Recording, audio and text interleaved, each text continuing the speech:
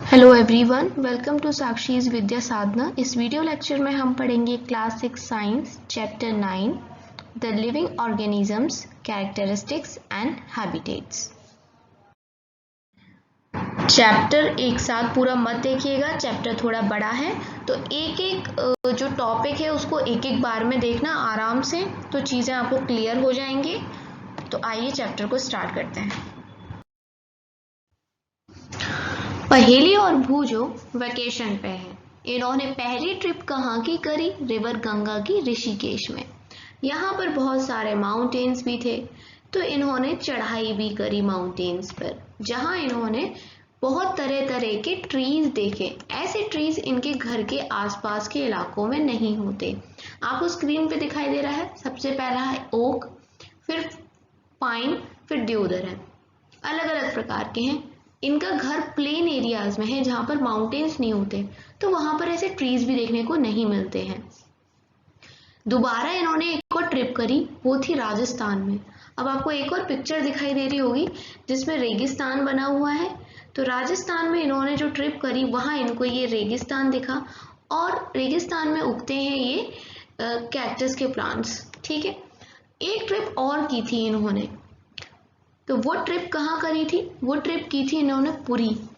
पुरी जो है वो उड़ीसा में समुद्र के किनारे है, तो वहाँ इनको बीच मिला, जिस प्रकार का आपको फोटो में दिख रहा है बीच। एंड इस प्रकार के कसरीना ट्रीज दिखे, जो मैंने आपको फोटो दिखा दी है जिनकी। While recollecting all the fun that they had on these trips, a thought struck them. ये लोग तरह तरह की जगह पे गए, माउंटेन वाले इलाके में भी गए, डेजर्ट वाले इलाके में भी गए, और जहाँ ये बीच है समुद्र, यहाँ भी गए। तो एक ख्याल आया इनके दिमाग में कि ये सारी जो जगह हैं कितनी डिफरेंट हैं।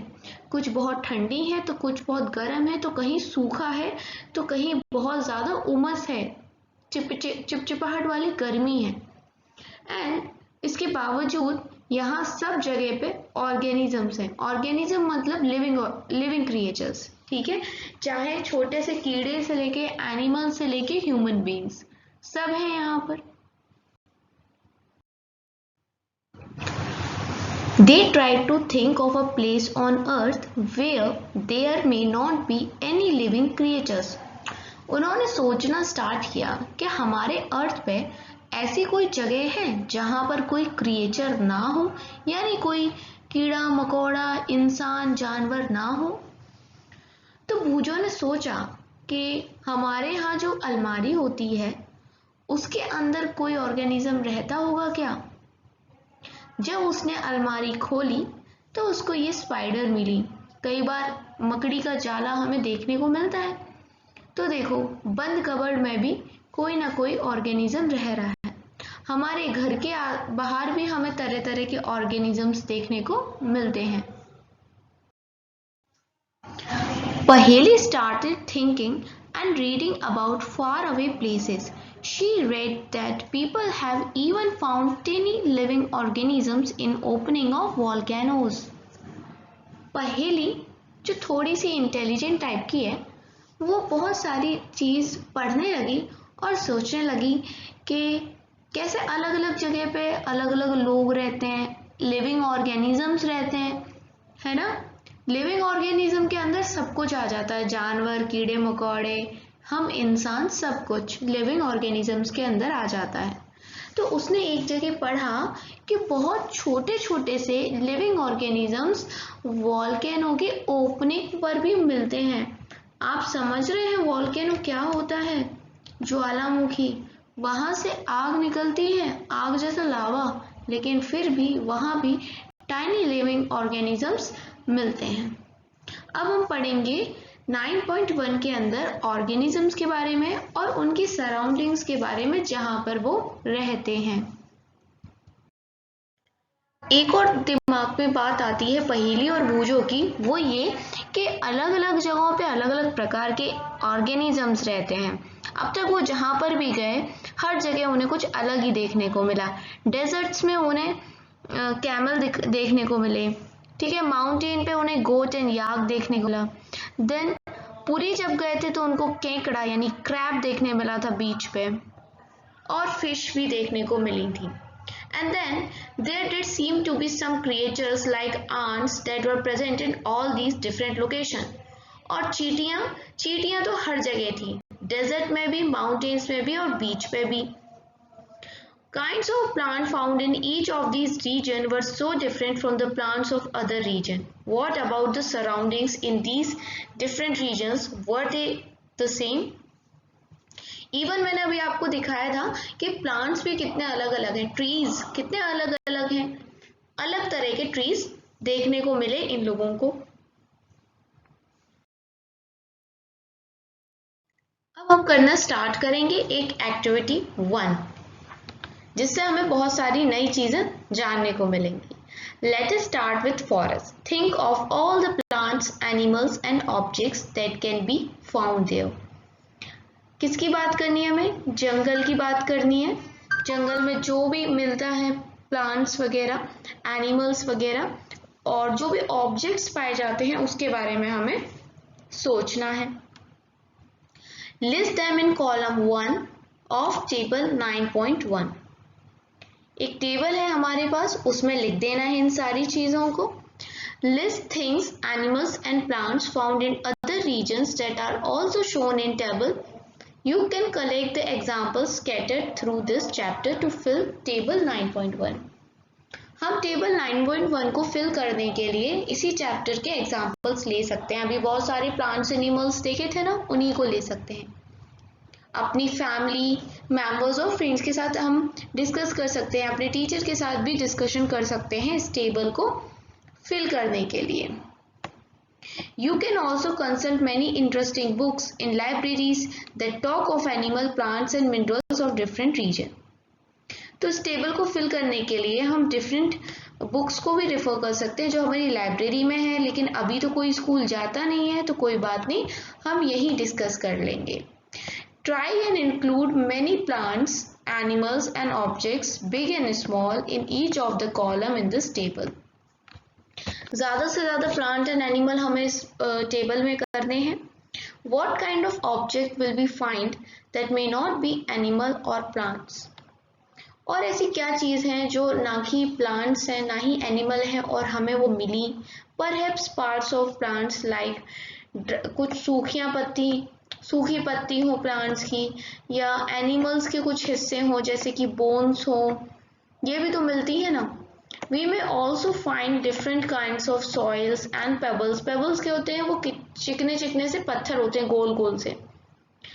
Water in the ocean may have salt dissolved in as discussed in chapter 5.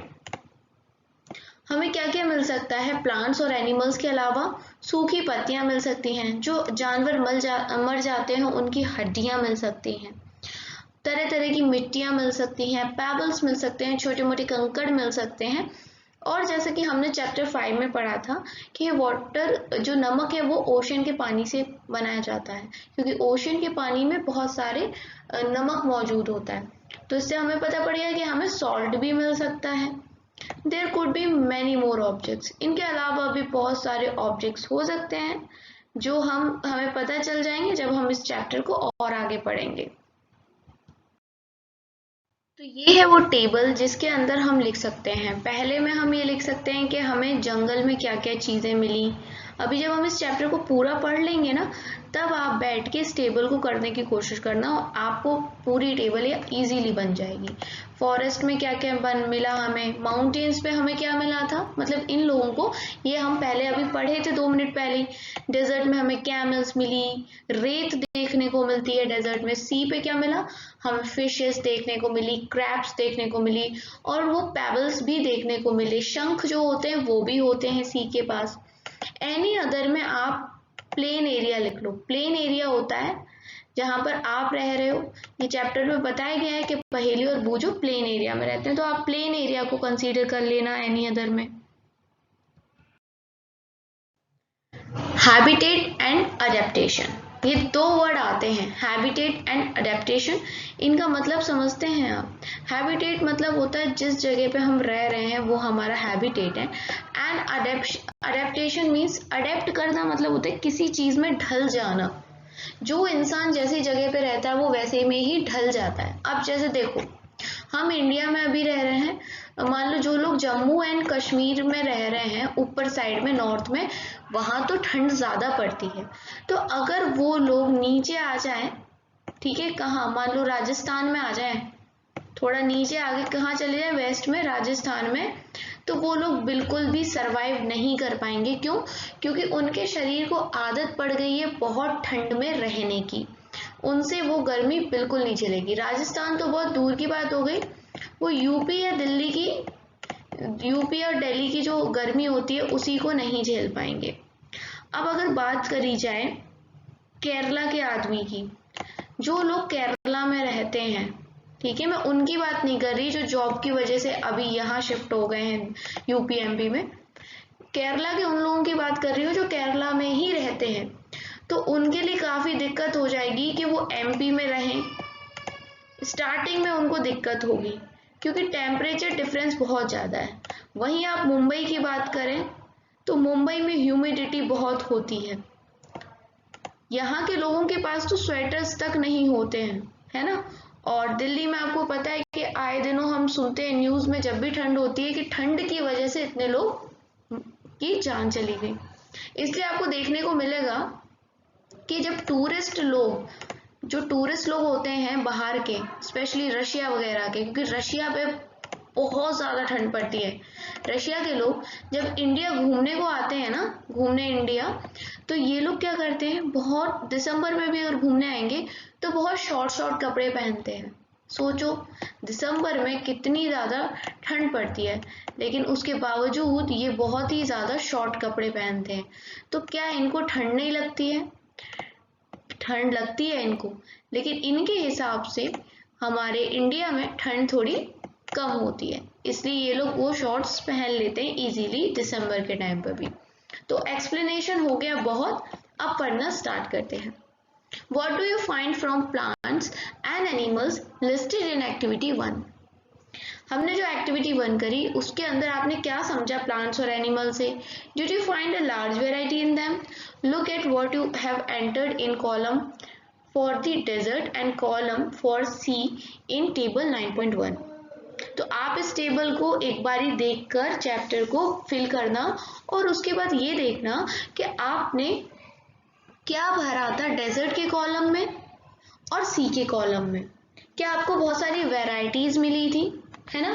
क्या आपको डिफरेंट टाइप के ऑर्गेनिजम्स मिले थे? What are the surroundings like in these two regions?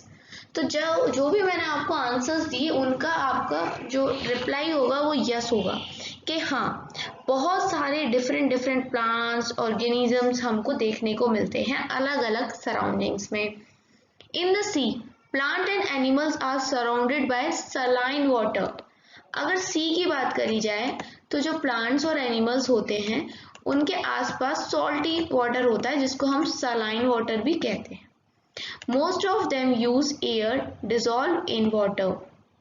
अब देखो पानी के अंदर जो भी प्लांट्स उगते हैं, क्योंकि आप अगर ओशन में जाओ तो बहुत नीचे जाके भी पेड़ पौधे उगते हैं, तो जो पानी के अंदर प्लांट्स उग रहे हैं या जो मछलियाँ वगैरह पानी के अंदर रहती हैं वो कैसे सांस लेती हैं? क्योंकि हम तो सांस लेने के लिए ऑक्सीजन यूज करते हैं, पानी के अंदर भी ऑक्सीजन होता है, तो वो उस ऑक्सीजन को लेती हैं जो डिसॉल्व होता है। There is very little water available in desert. अब डेजर्ट की बात करो तो डेजर्ट काफी सूखा इलाका होता है, पानी ना के बराबर होता है और दिन के टाइम पे बहुत ज्यादा ठंडी होती है और रात में बहुत ठंडी हो जाती है और दिन में बहुत गर्मी रहती है। The animal and plants of the desert live on the desert soil and breathe air from the surroundings. तो यहाँ के लोग डेजर्ट की मिट्टी यानी सैंड पे रहते हैं और एयर ब्रीथ करते हैं। The sea and the desert are very different surroundings, है ना?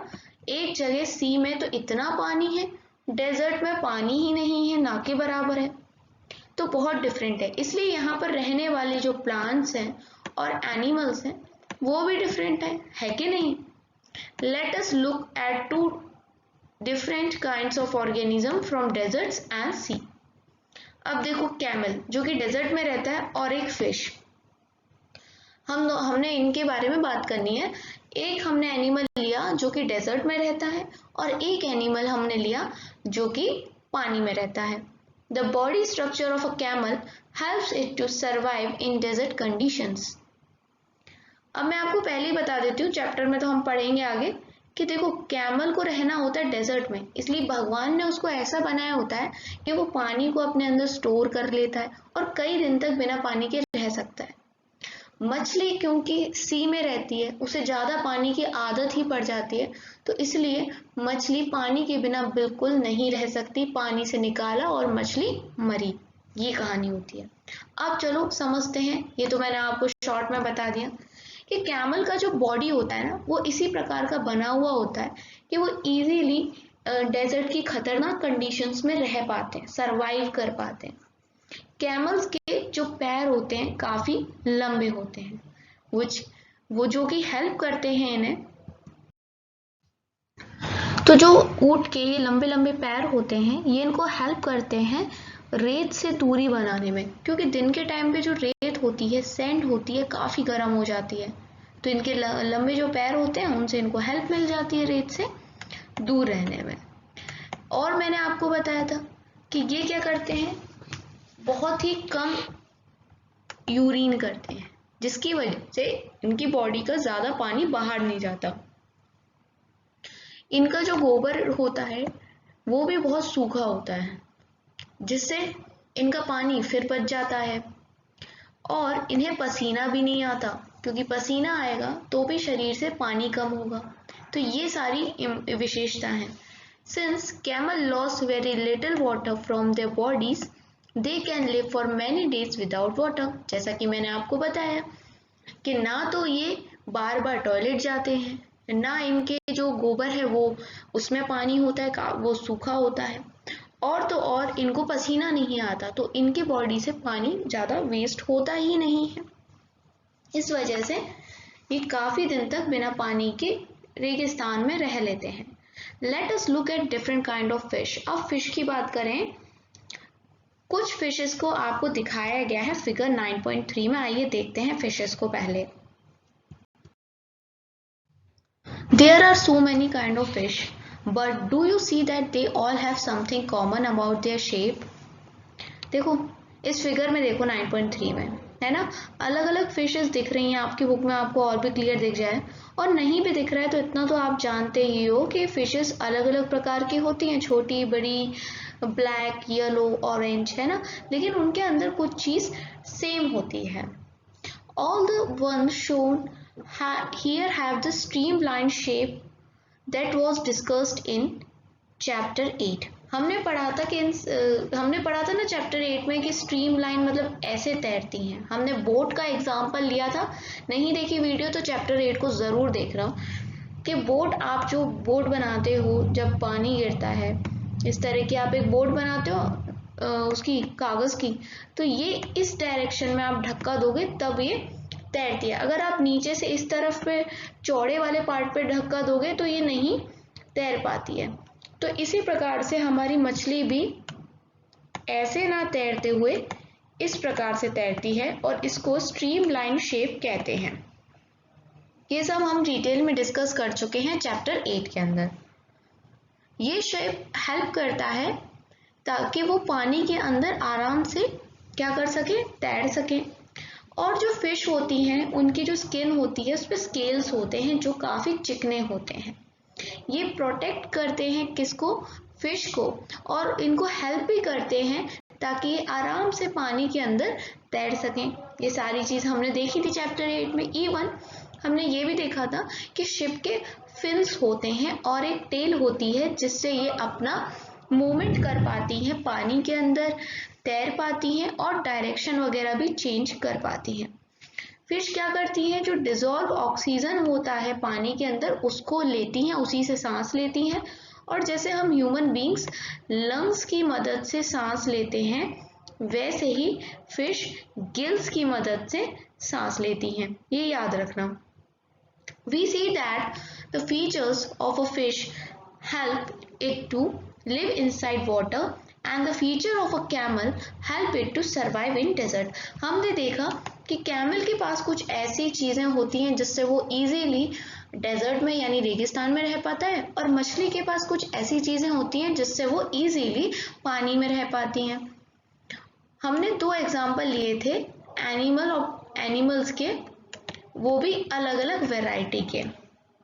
In all this variety of organism, we all found that they have certain features that help them live in the surroundings in which they are normally found. ये जो अलग अलग features हैं, इनके अंदर कुछ ऐसे अलग अलग जो ये ऑर्गेनिजम्स हैं, इनके अंदर कुछ ऐसे फीचर्स होते हैं जो इनको अपनी सराउंडिंग में रहने में हेल्प करते हैं। The presence of specific features or certain habits which enable an organism to live naturally in a place is called adaptation.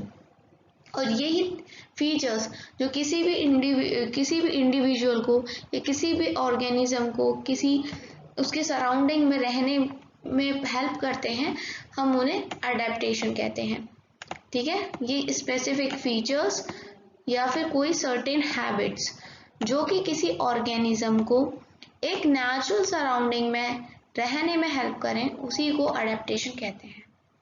Adaptation of organisms differ depending on their place of dwelling. Dwelling मतलब रहने की जगह। तो जैसे कि अभी हमने देखा, कैमल रेगिस्तान में रहता है तो उसकी अडेप्टेशंस अलग हैं, उसके फीचर्स अलग हैं। फिश पानी में रहती है तो उसके फीचर्स अलग हैं।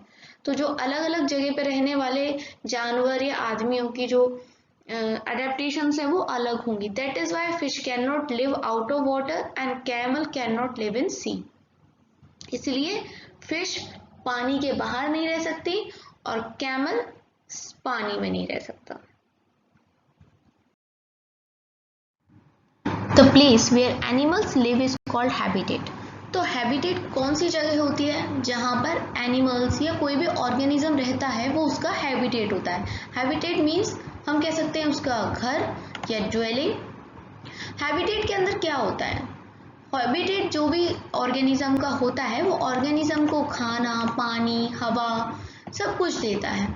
अदर नीड्स टू ऑर्गेनिज्म, और जो भी ज़रूरत होती है ऑर्गेनिजम्स की वो सब उसको अपनी हैबिटेट से मिल जाती है। Several kinds of plants and animals live in the same habitat. एक तरह के हैबिटेट में तरह तरह के प्लांट्स और एनिमल्स देखने को मिलते हैं। The animals and plants that live on land are said to be terrestrial habitats. तो जो एनिमल्स और प्लांट्स जमीन पे रहते हैं उनको हम कहते हैं terrestrial habitat. Some examples of terrestrial habitat are, और टेरेस्टेरियल हैबिटेट जमीन के ऊपर कौन कौन से हैबिटेट हैं? जैसे देखो फॉरेस्ट घर होता है बहुत सारे प्लांट्स और बहुत सारे एनिमल्स का। ग्रासलैंड है ना, जहाँ पर घास उगती है, वहाँ पर भी तरह तरह के कीड़े मकोड़े देखने को मिलते हैं। डेजर्ट है एक तरह का। कोस्टल एरियाज कौन से होते हैं? जो समुद्र के पास के इलाके होते हैं। और माउंटेन रीजन्स। तो अगर ज़मीन की बात करी जाए तो ये तरह तरह के हमें हैबिटेट्स देखने को मिलते हैं। और अगर वहीं दूसरी तरफ देखा जाए तो the habitat of plants animals that live in water are called aquatic habitats. और जो प्लांट और एनिमल्स पानी में रहते हैं उनको हम एक्वेटिक हैबिटेट बोलते हैं। अब एक्वेटिक हैबिटेट कौन कौन से हो जाएंगे? लेक्स, ओशियंस एंड रिवर्स, ये सारे हैबिटेट हैं जो कि एक्वेटिक हैं।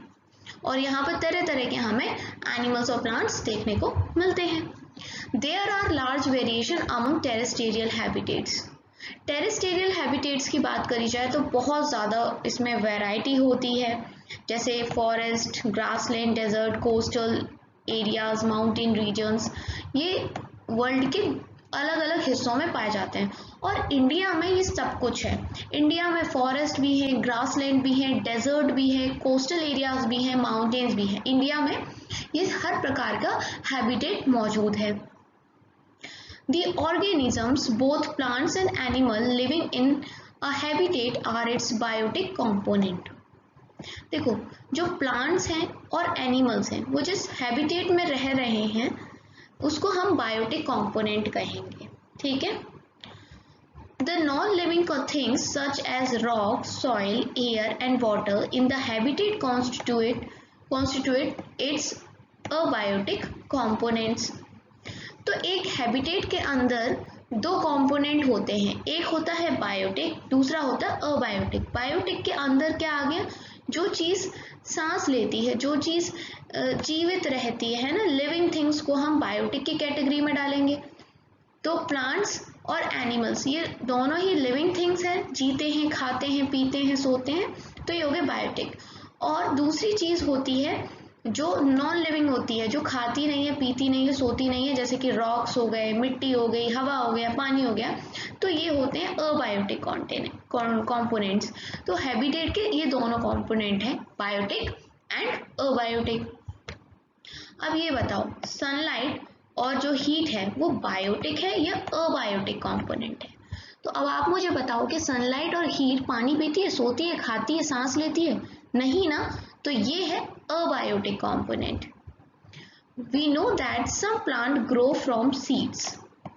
हमें पता है कि कुछ पौधे कैसे उगते हैं, जब हम सीड डालते हैं, यानी बीज से उगते हैं। Let us look at some abiotic factors and their effects on seed as they grow into young plants. अब हम क्या देखने वाले हैं कि अबायोटिक फैक्टर्स कैसे हो गए, पानी, हवा, मिट्टी, इसका क्या प्रभाव होता है, क्या इफेक्ट होता है एक बीज के ऊपर, ठीक है, ये देखने वाले हैं हम। एक्टिविटी 2 करने से पहले इस बॉक्स में क्या जानकारी दी जा रही है ये मैं आपको बता देती हूँ। अभी हमने चर्चा की थी किस पे, अडेप्टेशन पे। हमने देखा कि अडेप्टेशन क्या होता है।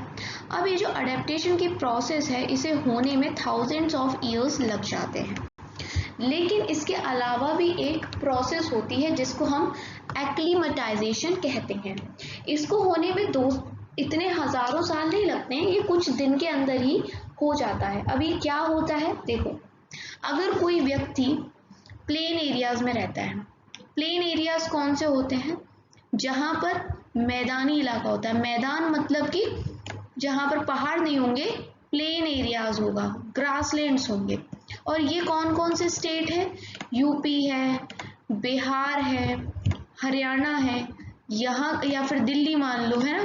तो यहाँ पर जो लोग रह रहे हैं प्लेन एरियाज में, मान लीजिए ये जा रहे हैं घूमने के लिए। अब ये घूमने के लिए ऊपर जा रहे हैं नॉर्थ में हिमालयाज हैं। तो अब इनका जो रहने की कंडीशन है बिल्कुल बदल गई। पहले ये प्लेन इलाकों में रहते थे, अब ये हिमालय में जा रहे हैं, यहाँ पर ऊंचे ऊंचे पहाड़ हैं। तो ये क्या पाएंगे कि इनको ब्रीथ करने में दिक्कत आ जाएगी, सांस लेने में दिक्कत आएगी, और इनकी सांसें तेज तेज चलेंगी। कुछ दिन इन्हें दिक्कत आएगी, लेकिन कुछ दिन के बाद, किसी को 2-3 दिन जाती है, किसी को उससे ज़्यादा आती है, डिपेंड करता है पर्सन टू पर्सन। लेकिन ये कुछ दिन बाद क्या हो जाएगा, एडजस्ट हो जाएंगे इस माउंटेन वाले इलाके में, रहना सीख जाएंगे। तो ये अडेप्टेशन नहीं हुआ, ये क्या हो गया, एक्लीमेटाइजेशन हो गया। तो ये इन अडेप्टेशन और एक्लीमेटाइजेशन के प्रोसेस के अंदर डिफरेंस होता है, ठीक है। एक्टिविटी 2 देखेंगे। Recall activity 5 in chapter 1। Chapter 1 में हमने एक एक्टिविटी करी थी जिसके अंदर हमने मूंग और चना सीड से स्प्राउट्स बनाए थे। याद आ रहा है कुछ? क्योंकि चैप्टर 1 पढ़े तो बहुत दिन हो चुके हैं। अगर भूल गए हो तो आप दोबारा से चैप्टर 1 में एक बार इस एक्टिविटी को देख लेना, ठीक है। When the seed turned into a sprout, it is said to have germinated. मैं आपको ड्रॉ करके दिखाती हूँ कि जब हमने सीड्स को स्प्राउट में कन्वर्ट करने की कोशिश की थी तो कुछ कैसा हो गया था। पहले मान लो ये एक सीड सिर्फ ऐसा था, जब हमने उसको जर्मिनेट कर दिया तो आफ्टर सम डेज उसके अंदर से एक कुछ निकला, ऐसा वाइट कलर का कुछ इस प्रकार का निकला, ठीक है। देन हम क्या बोलेंगे कि पहले ये जो सीड था, अब जो इस कंडीशन में ये सीड आ गया है, स्प्राउट हो गया है, तो हम बोलेंगे कि ये सीड जर्मिनेट हो गया है, ठीक है। ये होती है beginning of a new plant. जब ये चीज जो निकली है ना, यहीं से एक नए प्लांट की शुरुआत होगी, एक नया पौधा लग सकता है यहाँ से। अब हमें क्या करना है, कुछ मूंग दाल के सीड्स को ले लेना है सूखे, उसमें से जो 20 या 30 सीड्स को अलग रख देना है, और बाकी जितने भी सीड्स हों तुम्हारे पास उनको हमें सोक कर देना है पानी के अंदर कुछ दिन के लिए, ठीक है। अब वो जो पानी में सोख वाले सीड्स हैं जिनको हमने कुछ दिन के लिए पानी में गला दिया है, उनको हमें डिवाइड करना है 4 हिस्सों में। याद रखना 5 हिस्से हो रहे हैं क्योंकि पहला एक हिस्सा तो वो है जो हमने अलग रख दिया था, कीप असाइड वाला, और बाकी 4 को हमने 4 पार्ट में डिवाइड कर दिया है। उनको देखते हैं। Keep 1 part completely submerge in water for 3 to 4 days। एक हिस्से को हमें क्या करना है कि उसको 3 से 4 दिन के लिए उन बीजों को हमें पानी में डुबा के रखना है। ठीक है। Do not disturb the dry seeds and those submerged in water. Keep 1 part of soaked seeds in sunny room and another in completely dark room, like cupboard that does not allow any light to come in. तो एक seed मैं आपको draw कर करके दिखाती हूँ ताकि आपको याद रहे, कोई कंफ्यूजन ना हो। देखो कुछ सीड्स तो ऐसे थे, ये 20-30 वाले, जिनके साथ हमने कुछ नहीं किया, इनको नॉर्मली छोड़ दिया था इन सीड्स को। अब बाकी 4 सीड्स को हमने पहले तो पानी में सोक किया। उनमें से एक पार्ट को हमने क्या करा, पानी के अंदर डुबा दिया। तो हम पहले यहाँ पर बना लेते हैं क्या, एक बर्तन जिसके अंदर हमने रख दिए सीड्स और इधर पर क्या है, पानी है इसके अंदर। ठीक है। अब दूसरा क्या कर रहे हैं, एक को रख रहे हैं सनी डे में, मतलब धूप के नीचे। यहाँ पर धूप है ऊपर, मतलब सन है, और इसके नीचे में हमने अपने जो बीज हैं वो रखे हैं। और एक को हमने कहीं डार्क रूम में रखा है, मतलब ये कह लो डार्क रूम जहाँ पर कोई भी लाइट ना आए, ऐसी जगह पे रख देना है। तो ये हो गया एक कबर्ड हमारा, और इसके अंदर हमने रख दिए हैं कुछ सीड्स। और क्या करना है, और लास्ट वाले को वेरी कोल्ड सराउंडिंग में रखना है, यानी कि फ्रिज वगैरह में रख सकते हैं या फिर आइस वगैरह में रख सकते हैं। तो आइस के लिए या फ्रिज के लिए मैं ब्लू कलर का यूज़ कर रही हूँ। और अब हम बचे कुछ सीड्स को अपने इसमें रख देते हैं, इस वाले पार्ट में, फ्रिज में या फिर आइस क्यूब्स के बीच में रख देते हैं। अब देखिए इस प्रकार से हमारे पास 5 पार्ट्स हो गए सीड के। एक तो वो हो गए जिनको हमने बिल्कुल भी गलाया नहीं था, जैसे थे वैसे ही छोड़ दिया था, तो एक पार्ट तो ये हो गया। सेकेंड पार्ट में हमने क्या किया था कि इनको सबमर्ज ही रहने दिया था पानी में। थर्ड पार्ट में हमने सूरज की रोशनी में रखे थे। फोर्थ पार्ट में हमने एक डार्क रूम में रखे, और sorry, this is 1, this is 2, this is 3, this is 4 and this one is 5 जो हमने फ्रिज में रखा। अब देखो, what do you notice after few days? Do the seeds in all 5 conditions germinate uniformly? Do you find slower or no germination in any of these? अब हमें देखना है कि इन 5 हिस्से में से वो कौन सी सीड्स हैं जो जर्मिनेट हो रहे हैं, मतलब उनमें एक नया पौधा उग रहा है, या फिर किस में जल्दी उग रहा है, किस में देर से उग रहा है, या फिर कुछ ऐसे भी होंगे जिसमें कुछ भी उग ही नहीं रहा होगा। तो वो कौन कौन से होंगे ये हम डिस्कस करने वाले हैं। ये देखो कि जो सीड्स हमने पहले पानी में गलाए नहीं थे वो बिल्कुल भी जर्मिनेट नहीं होंगे। तो वो कौन से वाले थे जो हमने पानी में नहीं गलाए थे, दिस वन, ये बिल्कुल भी जर्मिनेट नहीं होंगे क्योंकि इन्हें हमने पानी में गलाया ही नहीं था। अब जो हमने सीड रखे थे आइस में, ये भी जर्मिनेट नहीं होंगे। ठीक है, आइस वाले भी जर्मिनेट नहीं होंगे, बिल्कुल जर्मिनेट नहीं होंगे। सनलाइट वाले भी जर्मिनेट नहीं हो रहे हैं। डार्क रूम वाले जर्मिनेट होंगे, ये जो डार्क रूम वाले हैं ये जर्मिनेट होंगे। और जो पानी के अंदर हैं ये जर्मिनेट तो हो जाएंगे, बट इनके अंदर से थोड़ी सी गंदी मतलब स्मेल आ सकती है।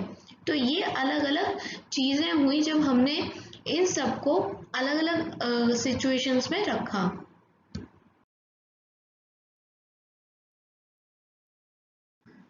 Do you realize that abiotic factors like air, water, light and heat are important for growth of plants? In fact, abiotic factors are important for all living organisms.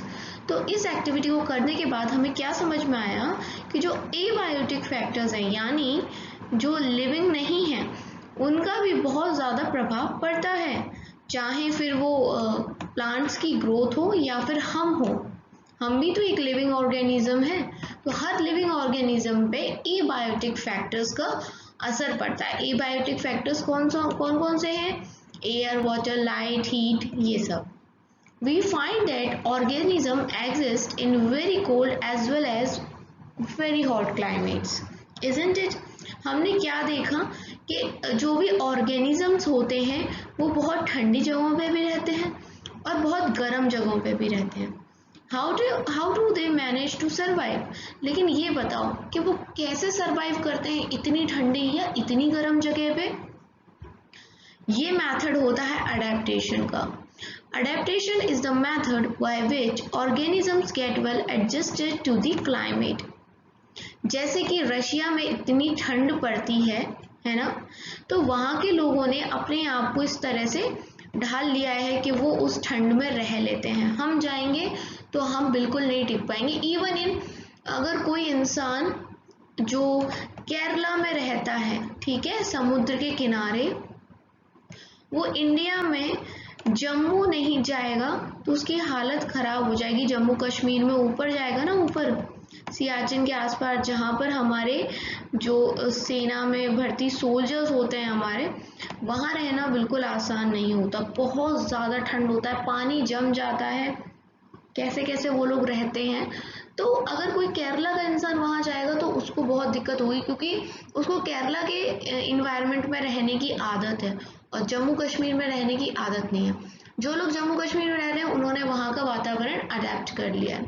तो अडेप्टेशन एक बहुत अच्छा मेथड है जिसके द्वारा कोई भी ऑर्गेनिज्म, छोटा हो या बड़ा, वो अपने आप को एडजस्ट कर लेता है क्लाइमेट के अनुसार। लेकिन एक और बात है, ये जो अडेप्टेशन की प्रोसेस होती है वो छोटे टाइम में नहीं होती, इसे होने में टाइम लगता है, ठीक है, शॉर्ट टाइम में नहीं होती है। Because abiotic factors of a region also change very slowly, क्योंकि किसी भी एक एरिया के जो अबायोटिक फैक्टर्स हैं, एयर, वाटर, जो हमने बात करी हीट वगैरह की, वो भी स्लोली चेंज करते हैं। Those organisms which can not adapt to these changes die and only the adapted ones survive. जो ऑर्गेनिजम्स इन चेंजेस को अडेप्ट नहीं कर पाते हैं, वातावरण के हिसाब से ढल नहीं पाते हैं, खुद को बदल नहीं पाते हैं, तो वो मर जाते हैं। मान लो एकदम से गर्मी बढ़ रही है, तो जो ऑर्गेनिजम्स उस गर्मी को नहीं सहन कर पाएंगे वो मर जाएंगे, और जो उसको सहन कर पाएंगे, झेलेंगे, अडेप्ट कर लेंगे, वो लोग जीवित रहेंगे, जीना सीख लेंगे। Organisms adapt to different abiotic factors in different way. This results in wide variety of organisms in different habitats. और adaptation की जो process होती है different abiotic factors को लेने की, adapt करने की, वो अलग अलग organism में अलग अलग होती है।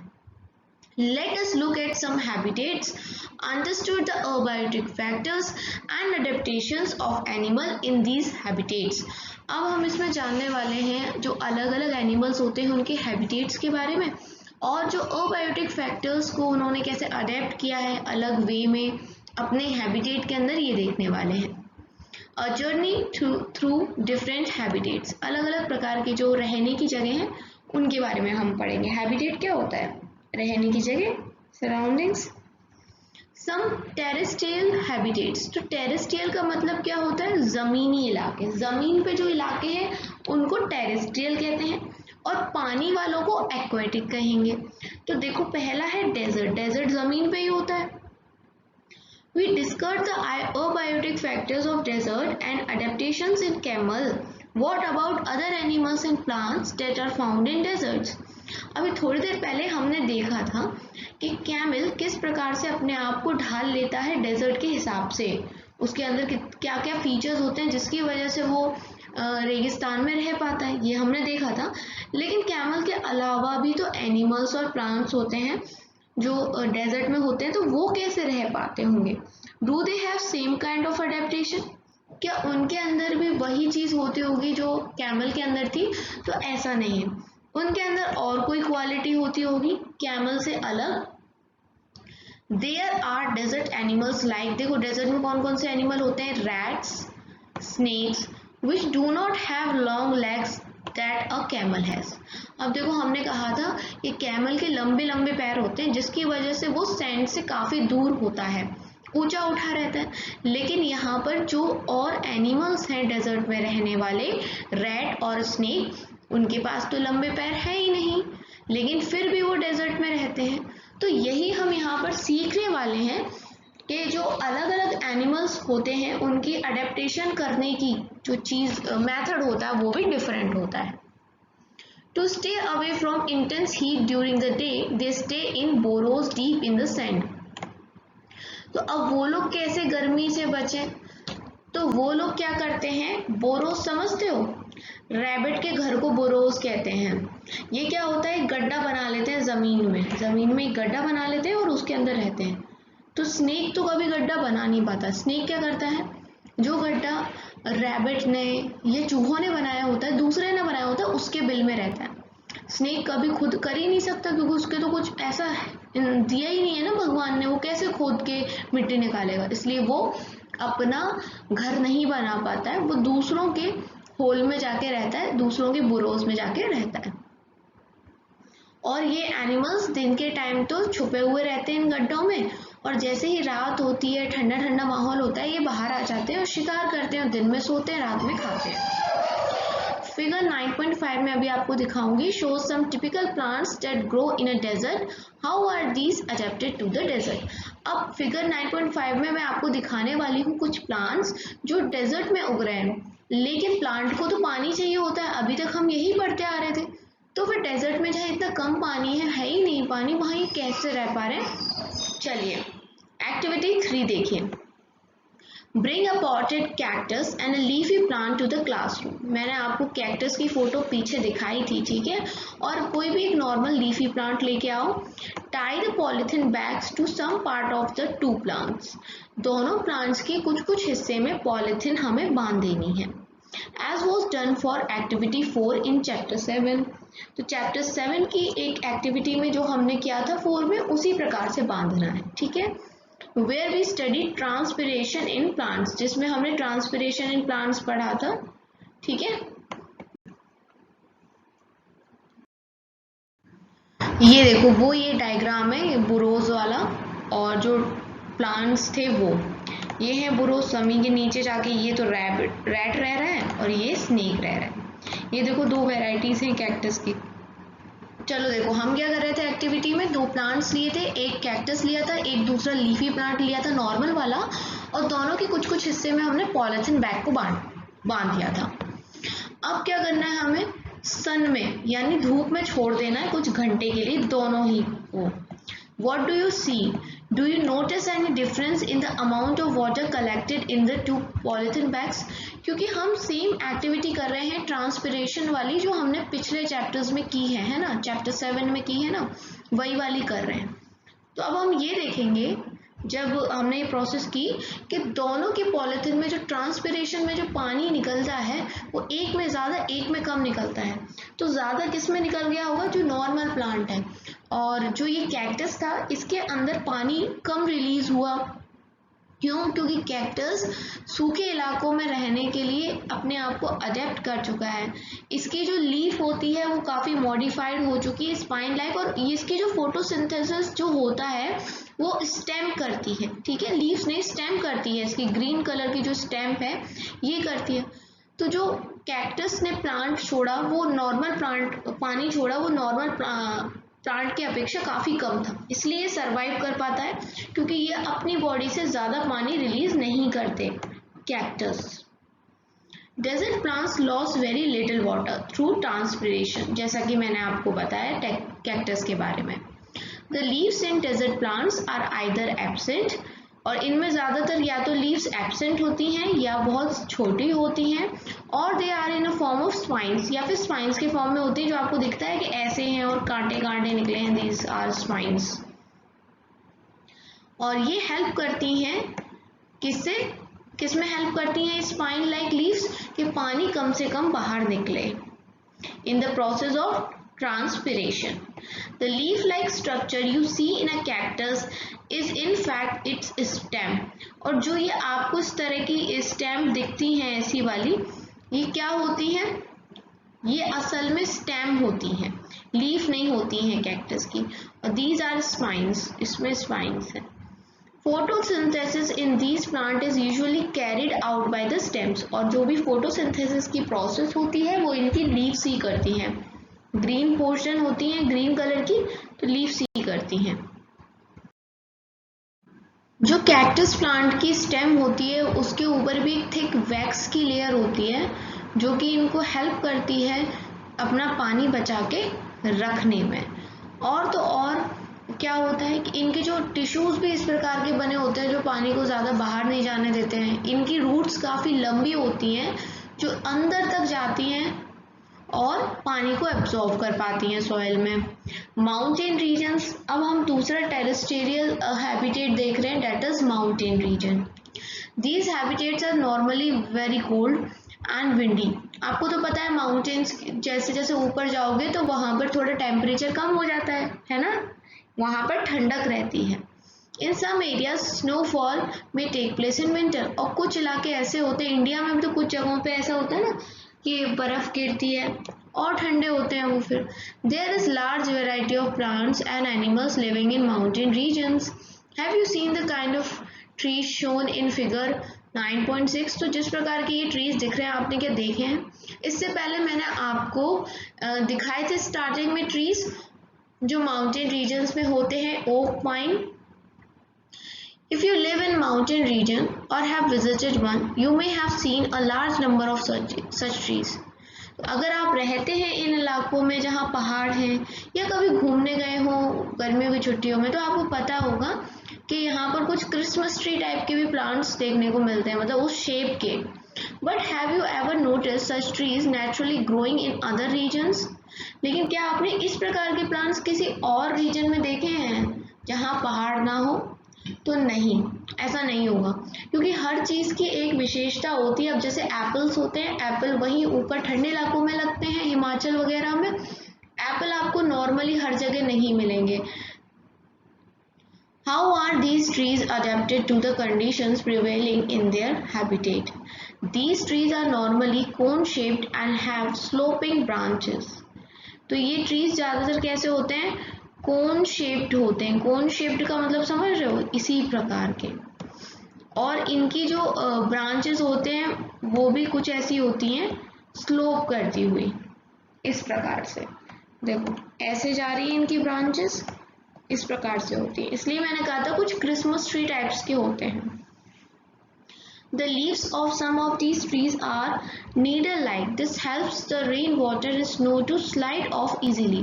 और इनकी जो लीव्स होती हैं वो बहुत ही ज़्यादा पतली होती हैं, नीडल लाइक रहती हैं, जिससे जो पानी होता है बारिश का या स्नो का भी जो पानी होता है वो इजीली ड्रॉप हो जाता है इनकी, क्योंकि वो पतला रहता है तो रास्ता सा बन जाता है, पानी आराम से झड़ जाता है।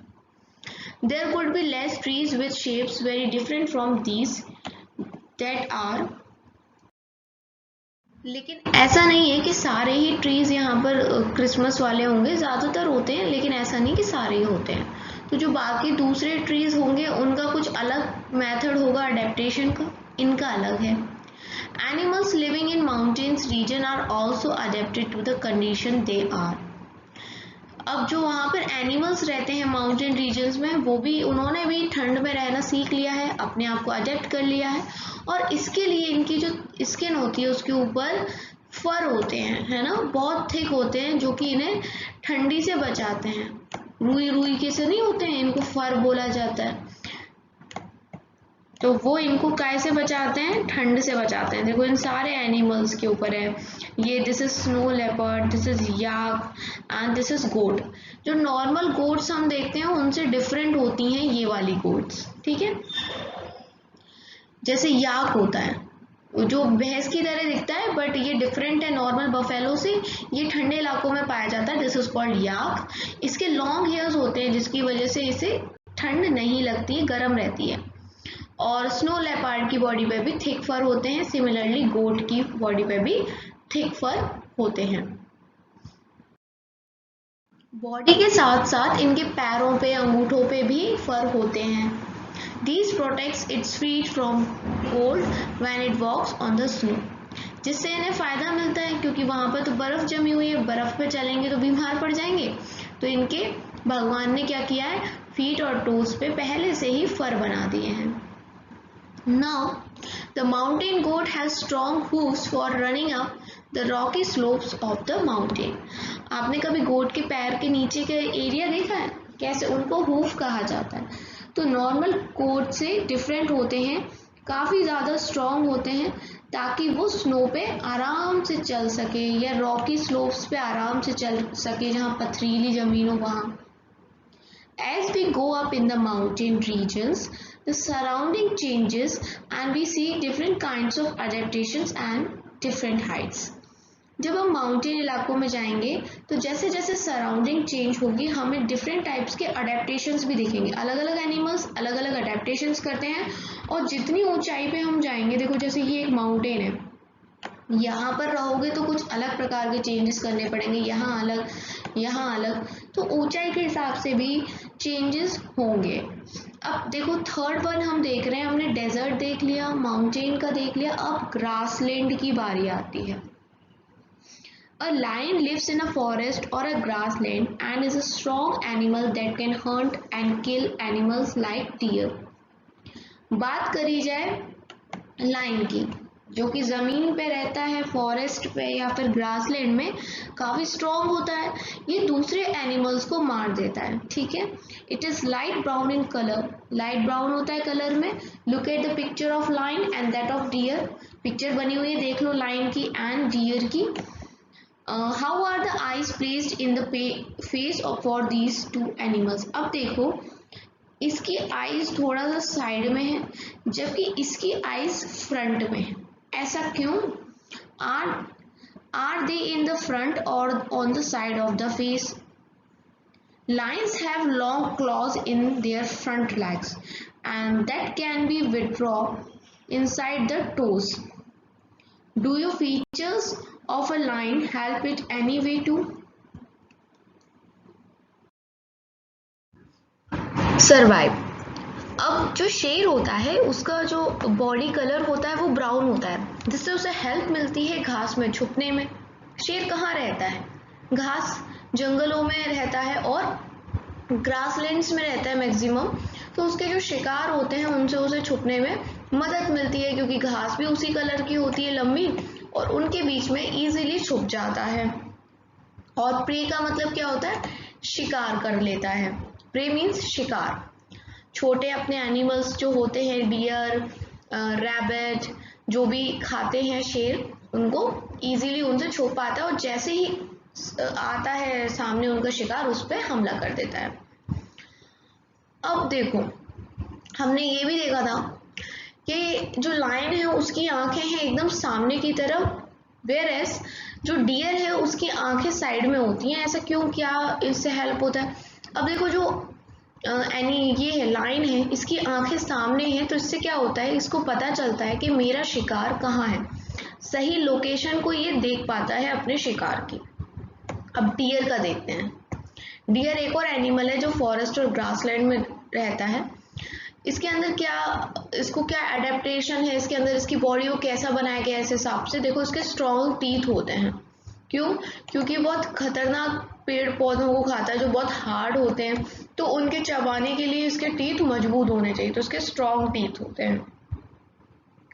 और डियर क्या है, अब देखो ये जो लायन था ये तो शिकार करता है, तो इसके पास ये गुण है कि ये छुप जाता है घास में, लेकिन डियर को बचना है, शेर से बचना है हिरन को, तो उसके पास कुछ ऐसी चीज होनी चाहिए जिससे उसे पता पड़ जाए कि यहाँ पर कोई प्रेडेटर है।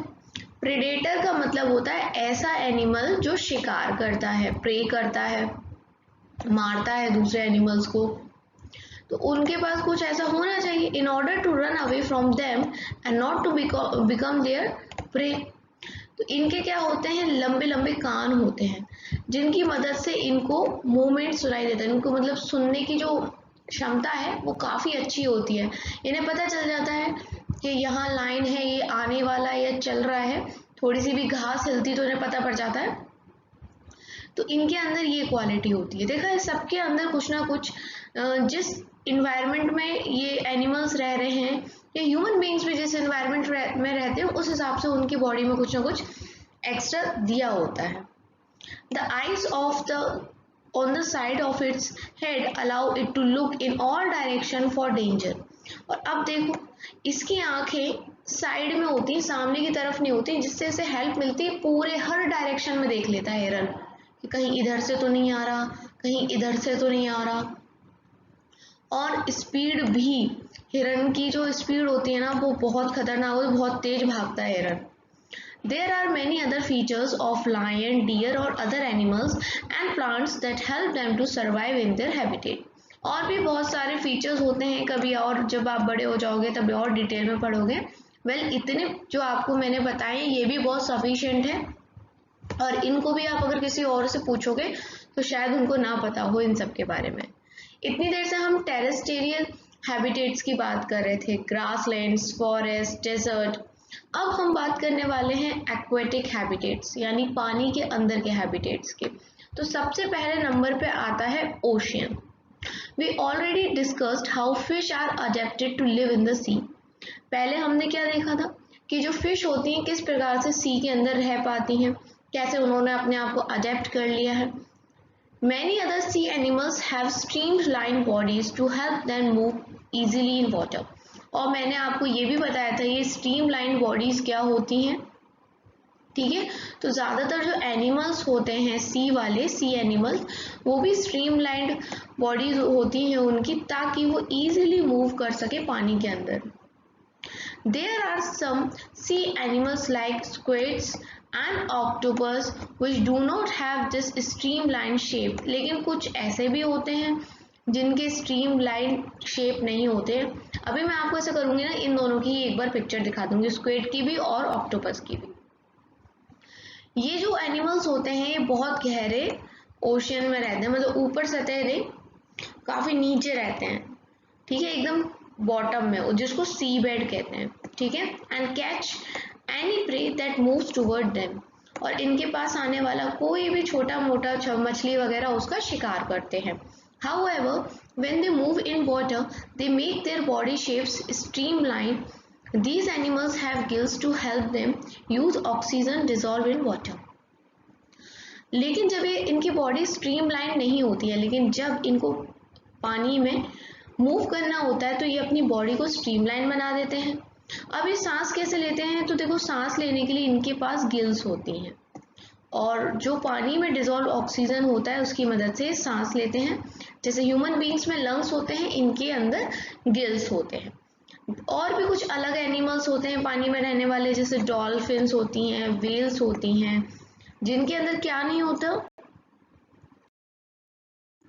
डॉल्फिन और व्हेल्स के ना गिल्स नहीं होते हैं। इनके हमारे जैसे नॉस्ट्रल्स होते हैं, या फिर उनके ऊपर जो फेस टाइप का एरिया होता है वहाँ पर ब्लो होल्स होते हैं, गड्ढे होते हैं, जहाँ upper part of the head पे लोकेट होते हैं, जिससे ये ब्रीथ करती हैं जब भी ये पानी की सरफेस पे आती है। सरफेस समझते हो, देखो आपको ये जो डायग्राम दिख रहा है साइड में, ये है सी बेड, सबसे नीचे का एरिया पानी का, और सरफेस इसे कहते हैं ऊपरी पार्ट।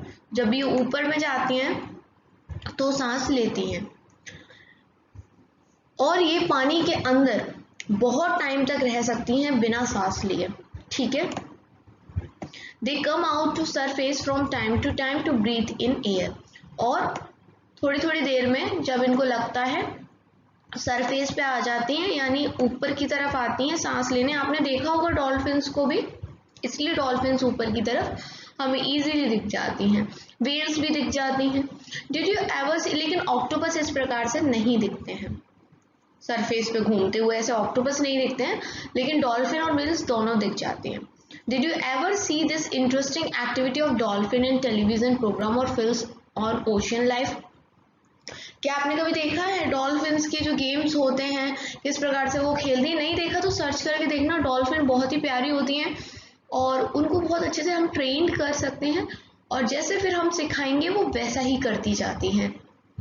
अब नेक्स्ट हमारा जो होने वाला है हैबिटेट वो है पॉन्ड्स एंड लेक्स का, जो थोड़ा छोटा है ओशियन से। एंड डिफरेंस ये है कि यहाँ पर क्या था, सलाइन वाटर था, वेयर पॉन्ड्स और लेक में मीठा पानी भी हो सकता है, मतलब फ्रेश वाटर भी हो सकता है, ज़रूरी नहीं है सलाइन हो। तो वहाँ के पेड़ पौधे और एनिमल्स में भी डिफरेंस देखने को मिलेगा। And lakes. Have you seen plants growing in ponds, lakes, rivers and even some drains? आपने कभी देखे हैं क्या, मतलब कि छोटे छोटे तालाबों में, ये झीलों में जो प्लांट्स उग जाते हैं? Go on a field trip to nearby pond if possible and try to observe the kinds of plants that are seen there. हो सके तो जाओ अपने आसपास जहाँ तालाब वगैरह हो और ऐसे प्लांट्स को ऑब्जर्व करो जो यहाँ पर उगते हैं। Observe the leaves, stems and root of these plants. क्या ऑब्जर्व करोगे कि कैसी पत्तियां हैं, स्टेम्स हैं, कैसी जड़ें हैं, है ना। और कुछ प्लांट्स ऐसे होंगे जिनकी जो रूट्स होंगी वो सॉइल में होंगी लेकिन पानी के अंदर, जैसे आपको ये दिख रहा है डायग्राम में, दिख रहा है ना, पानी के अंदर इस प्रकार से ये जड़ें हैं। Some aquatic plants float on water. Some have their roots fixed in the soil at the bottom. Some aquatic plants are submerged in water.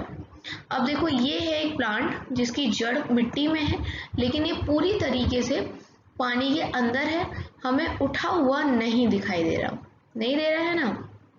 और वही ये वाला प्लांट देखो, इसकी जड़ नीचे तक है लेकिन ये पानी के ऊपर तक आ रहा है। एक तो ये वैरायटी हो गई, एक ये है जिसकी जड़ नीचे है लेकिन ये पानी के अंदर ही है, और एक ये है जो ऊपर तो है लेकिन इसकी जड़ टच नहीं हो रही है, जस्ट फ्लोट कर रहा है पानी के अंदर। तो हमने 3 वैरायटी देख ली प्लांट्स की भी जो पॉन्ड्स और लेक्स में होती है। Figure 9.9. In terrestrial plants, roots normally play a very important role in the absorption of nutrients and water from the soil. However, in aquatic plants, roots are much reduced in size and their main function is to hold the plant in a place. हमने देखा था figure 9.9 में हमने कुछ plants देखे, तो जो in terrestrial plants, जो ज़मीन पे प्लांट्स होते हैं, उनमें क्या होता है, जो रूट्स होती हैं उनका मेन काम होता है पानी को एब्जॉर्ब करना, न्यूट्रिएंट्स को एब्जॉर्ब करना सॉइल से, ठीक है। सॉइल से सारे न्यूट्रिएंट्स और पानी लेके जड़ों की सहायता से प्लांट्स के हर कोने में पहुंचाना। लेकिन जो एक्वेटिक प्लांट्स होते हैं, जो पानी के अंदर होते हैं, तो उनको पानी एब्जॉर्ब करने की तो ज़रूरत है ही नहीं क्योंकि वो पानी के अंदर ही है। तो उनका मेन काम होता है कि वो अपनी जगह को बनाए रखें, होल्ड करके रखें प्लांट को एक प्लेस में, और क्या कर सकें, much reduced in size and their main function to hold plant. अपने साइज को थोड़ा छोटा रखें, ठीक है, और क्योंकि ज़्यादा बड़े प्लांट थोड़ा ना होते हैं, ट्रीज थोड़ा ना होता है एक्वेटिक प्लांट पानी में, एक्वेटिक हैबिटेट में, तो अपने साइज को भी कम रखें और पानी को तो उन्हें टेंशन ही नहीं है, पानी के अंदर है। मेन काम उनकी जो जड़ों का होता है वो ये होता है कि वो पकड़ के रखें ज़मीन को। The stem of these plants are long, hollow and light. काफ़ी हल्की होती हैं वजन में और खोखली होती हैं अंदर से, और काफ़ी लंबी होती हैं। अगर आप अभी डायग्राम देखो तो आपको पता पड़ेगा लंबी सी होती हैं। और ये कई प्लांट्स में ऊपर सरफेस तक ग्रो हो जाती हैं, while the leaves and flower float on the surface of water. जिसमें जो पत्तियां, फूल होते हैं वो जो सरफेस होता है पानी के उस पर तैरते हैं। Some aquatic plants are submerged in water. All parts of the such plants are underwater. और कुछ प्लांट्स हमने ऐसे भी देखे थे जो पूरी तरीके से पानी के अंदर डूबे हुए थे, उसका सारे हिस्से उस प्लांट्स के, चाहे रूट्स हो, फ्लावर्स हो, लीव्स हो, सब कुछ पानी के अंदर डूबा रहता है। Some of these plants have narrow and thin ribbon like leaves. इनकी क्या होती हैं, बहुत ही पतले रिबन जैसी छोटी छोटी लीव्स होती हैं, पत्तियां होती हैं। These can bend in the flowing water, जो कि बहते हुए पानी में मुड़ जाती हैं। In some submerged plants, leaves are often highly divided through which the water can easily flow without damaging them. और कुछ डिवाइडेड भी होती हैं, जैसे ये लीफ है तो इसके बीच में से एक कटा हुआ सा रहता है जिसकी मदद से पानी आराम से इनके बीच से फ्लो कर जाता है और इनमें कोई प्रॉब्लम भी नहीं आती। जो मेढक होता है फ्रॉग, वो ज़्यादातर कहाँ रहता है? पॉन्ड्स में रहता है, तालाब में रहता है। और फ्रॉग ऐसा है जिसको हम एम्फीबियन कहते हैं। एम्फीबियन जानते हैं क्या होता है? जो लैंड और मतलब ज़मीन और पानी दोनों पे रह सके, लैंड और वाटर दोनों पे रह सके।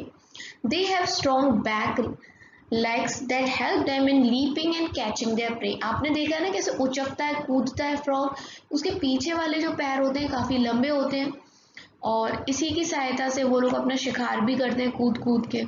They have webbed feet which help them swim in water. और उनके पैर अगर आपने देखे हों कभी मेढक के, तो ऐसे खाल जुड़ी होती है और कुछ इस प्रकार के होते हैं जैसे एक बतख के होते हैं ना, मतलब पतली पतली ऐसे उंगलियां नहीं होती हैं, कुछ बतख जैसे होते हैं इस प्रकार के। तो इसलिए वेब फीट बोलते हैं, जिसकी मदद से उन्हें स्विम करने में हेल्प मिलती है।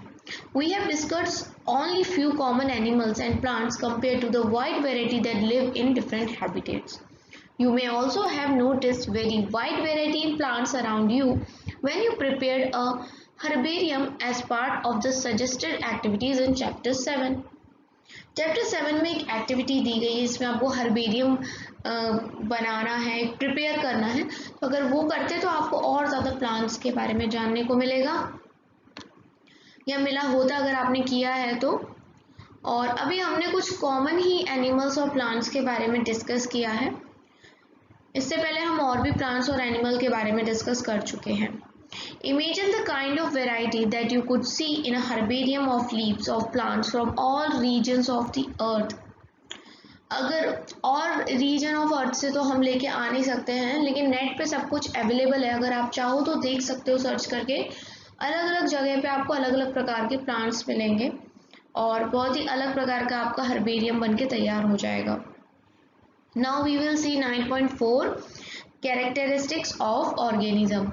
मैं पूरा चैप्टर एक साथ करा रही हूँ, लेकिन आप पर डे थोड़ा थोड़ा देखना, वो आपके लिए बेनिफिशियल होगा। एक साथ बैठ के पूरा चैप्टर मत देखना। We went on a journey through different habitats and discussed many plants and in activity 1 we listed objects, plants and animals found in different surroundings। हमने एक्टिविटी 1 में देखा था ना कि अलग अलग सराउंडिंग्स में भी अलग अलग जो ऑब्जेक्ट्स मिलते हैं, चाहे फिर प्लांट्स हैं या एनिमल्स हैं, उनको हमने लिखा था। Suppose we stop a while and think which example in our list are living. अगर मान लो ये जो भी चीज़ें हमें मिली थी सराउंडिंग से, हम उनके बारे में सोचें कि इनमें से कौन सी लिविंग है, मतलब जीवित है। Let us think of example from a forest. अगर फॉरेस्ट से सोचा जाए तो trees, creepers, small and big animals, birds, snakes, insects, rocks, soil, water, air, dry leaves, dead animals, mushrooms and moss may be only some of the objects that are present in the forest। ये सारी चीज़ें मैंने जो बताई ये forest में होती हैं, लेकिन which of these are living, इनमें से लिविंग कौन कौन सी हैं? जैसे ट्रीज, क्रीपर्स, एनिमल्स लिविंग है, बर्ड्स लिविंग है, स्नेक्स, इंसेक्ट्स लिविंग है। पर रॉक, सॉइल, वाटर, सूखी पत्तियां हो या कोई मरा हुआ एनिमल हो, ये सब नॉन लिविंग है। ठीक है। Think of objects that you can see around you at this moment and group them as living and non living. अभी आप जहाँ पर भी हो अपने आसपास की जगहों पे देखो ये कौन से ऑब्जेक्ट्स लिविंग की कैटेगरी में आएंगे और कौन से ऑब्जेक्ट ऐसे हैं जो कि नॉन लिविंग की कैटेगरी में आएंगे। In some cases, it is easy for us to know. For example, देखो कुछ ऐसी चीज़ें होती हैं कि हमें आराम से पता होता है कि जैसे चेयर है, टेबल है, ये तो सांस नहीं लेती, ये तो खाना नहीं खाती हैं, तो ये अलाइव नहीं है। They are not alive. Paheli was reading this rhyme from Complete Nonsense written by Edward Lean। चलिए ये पढ़ लेते हैं कि इसने क्या पढ़ा है इसमें। Set the table to the chair, you can hardly be aware how I suffer from the heat and from the chill blaze on my feet. If we took a little walk, we might have a little talk. Pray let us take the air, set the table to the chair. Set the chair to the table, now you know we are not able. How foolishly you talk when you know we can't walk. Set the table with a sigh, It can do no harm to try. I have as many legs as you. Why can't we walk on two? तो ये एक मतलब एक poem है जो कि chair और table के बीच में हो रही है। काफी प्यारी सी पोयम है। पहेली और बूझो ने जब ये पोएम पढ़ी तो उनको बहुत फनी लगी, जैसे मुझे भी पोएम काफ़ी अच्छी लगी, आपको भी लगी होगी। Because they knew that chair और टेबल कभी भी, क्योंकि उनको पता है कि चेयर टेबल अलाइव नहीं है, ना ही वो बात कर सकते हैं और ना ही वो टॉक कर सकते हैं, ना ही वो वॉक कर सकते हैं, जैसा कि इस पोएम में बोला है टॉक और वॉक दोनों बातों के बारे में। चेयर, टेबल, स्टोन और कॉइन आर नॉट अलाइव। चाहे चेयर हो, टेबल हो, पत्थर हो या कोई सिक्का हो, ये नॉन लिविंग थिंग्स होती हैं, ये अलाइव नहीं होती हैं। Similarly we do know that we are alive and so are all the people of the world. और इसी तरीके से हम जानते हैं कि हम अलाइव हैं, हम लिविंग बीइंग हैं, और हमारे जैसे बाकी जो भी लोग हैं, हमारे टीचर, हमारे फ्रेंड्स, हमारे नेबर्स और जितने भी दुनिया में लोग हैं वो अलाइव हैं। जो एनिमल्स हैं हमारे आसपास, dog, cat, monkey, squirrel, insects and many others, छोटे मोटे कीड़े मकोड़े सारे, ये सब अलाइव हैं। लेकिन हमें कैसे पता चलता है कि कोई चीज़ अलाइव है, कोई चीज़ जीवित है, ये कैसे पता पड़ता है? ऑफन कभी कभी ये इजी नहीं होता है डिसाइड करना कि वेदर कोई चीज़ लिविंग है या फिर नॉन लिविंग है। जैसे कि प्लांट्स, हम बोला जाता है अक्सर कि प्लांट्स लिविंग हैं, बट वो लोग तो मूव भी नहीं करते हैं डॉग की तरह या किसी बर्ड की तरह।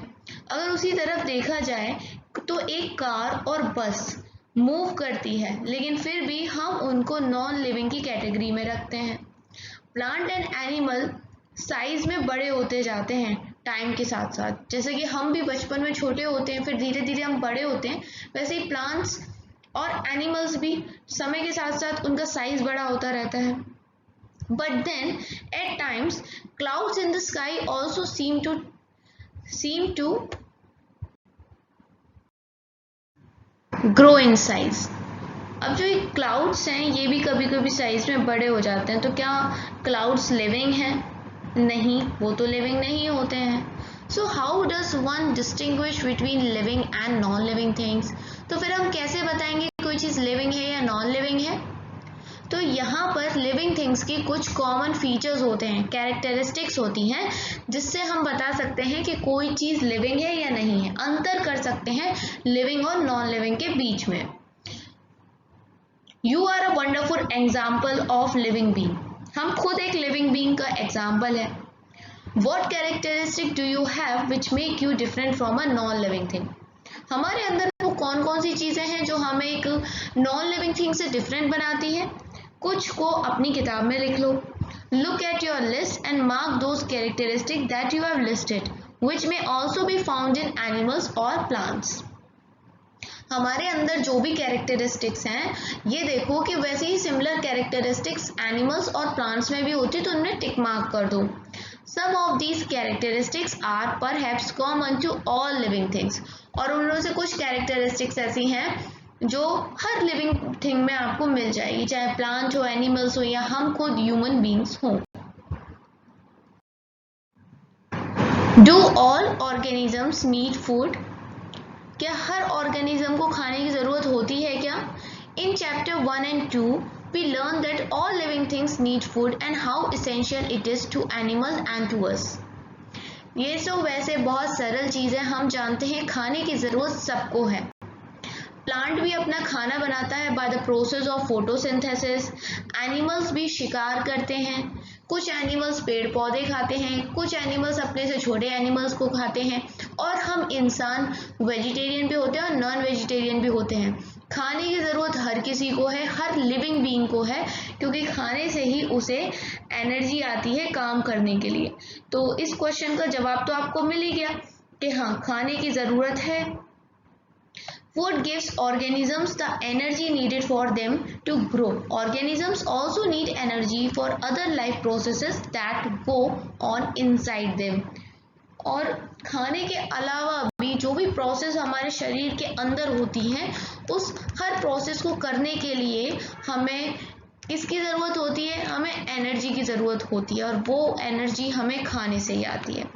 दूसरी चीज़, do all organism show growth? हाँ, ग्रोथ तो दिखाता है। आप देखो, पहले आप ऐसे थे, फिर इतने बड़े, फिर इतने बड़े, देन फिर इतने बड़े, इतने बड़े, इतने बड़े। प्लांट भी तो पहले एक छोटा सा बीज होता है, धीरे धीरे करके वो एक बड़ा ट्री बन जाता है। और एनिमल्स भी पहले छोटे होते हैं, फिर बड़े होते हैं। तो इन सभी में हमें ग्रोथ देखने को मिलती है। Does the kurta you had 4 years back still fit you? आज से 4 साल पहले आप जो भी कपड़े पहनते थे, क्या वो अभी आपको आते हैं? नहीं आते होंगे। क्यों? क्योंकि अब हमारी जो ग्रोथ है वो हो चुकी है, हमारी जो साइज है अब ज़्यादा हो चुका है, हम लंबे भी हो गए हैं थोड़े से, और हेल्थ भी हमारी अब थोड़ी पहले से ज़्यादा हो गई है। You may not realize it, but you are growing all the time, and in few more years you will become an adult. हमें ऐसा लगता नहीं है कि हम बड़े हो रहे हैं, लेकिन हम हर दिन हम ग्रो करते हैं, और कुछ सालों बाद, अभी आप क्लास 6 में हैं, कुछ टाइम बाद आप और बड़े हो जाओगे, फिर एडल्ट बन जाओगे। Young ones of animals also grow into adults. You will surely have noticed pups grow into adults. आपने किसी भी एनिमल्स के छोटे बच्चों को तो देखा होगा। एनिमल्स के भी जो छोटे छोटे बच्चे होते हैं वो भी बाद में बड़े हो जाते हैं। जैसे कि आपने पप्स देखे होंगे छोटे छोटे, है ना, ये चिक्स देखे होंगे जो कि अंडे में से निकलते हैं एंड बाद में हेन या फिर कॉक बन जाते हैं। पपीज देखे होंगे छोटे छोटे। प्लांट भी ग्रो करते हैं, मैंने आपको जैसे बताया था।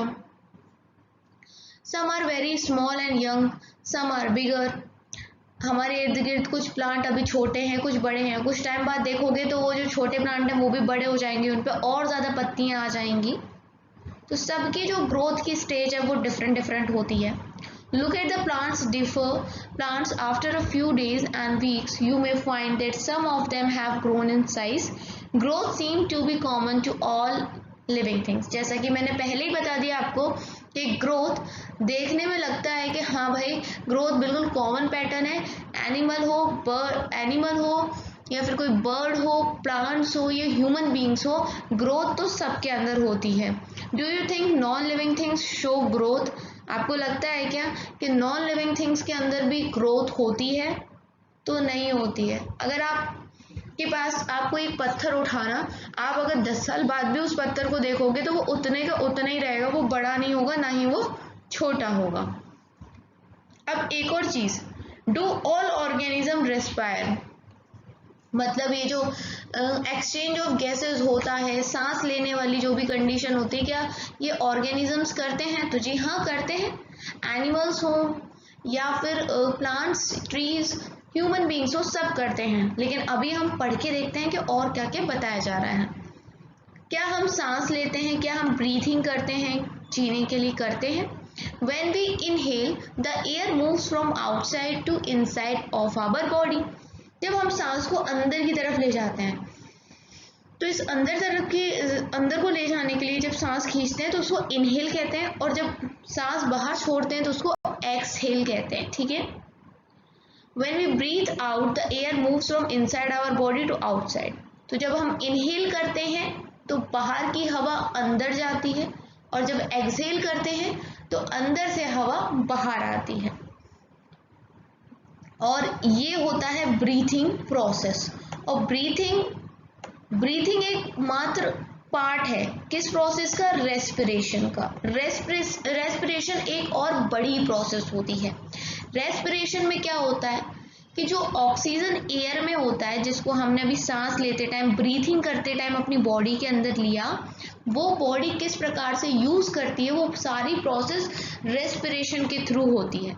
हम क्या करते हैं कि हम देखो, हमारे इर्द गिर्द है हवा, एयर है ना, एयर में कुछ जो ऑक्सीजन भी है, तो हम जब सांस लेते हैं तो ऑक्सीजन को कंज्यूम कर लेते हैं, और उस पूरे कंज्यूम करने वाली प्रोसेस तो हो गई हमारी रेस्पिरेशन।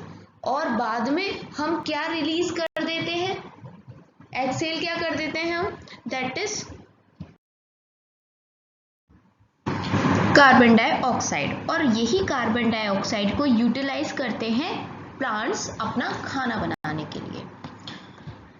रेस्पिरेशन में क्या होता है कि जो ऑक्सीजन हमने ब्रीथ कर रहा, ठीक है, एयर के साथ साथ, अब जो एयर होती है उसमें सिर्फ ऑक्सीजन नहीं होता, और भी दूसरी गैस होती हैं, उनमें से ऑक्सीजन हम ले लेते हैं, वो हमारी बॉडी यूज़ कर लेती है, ठीक है, और बाकी कार्बन डाइऑक्साइड को हम रिलीज कर देते हैं। इतना हमने अभी पढ़ा।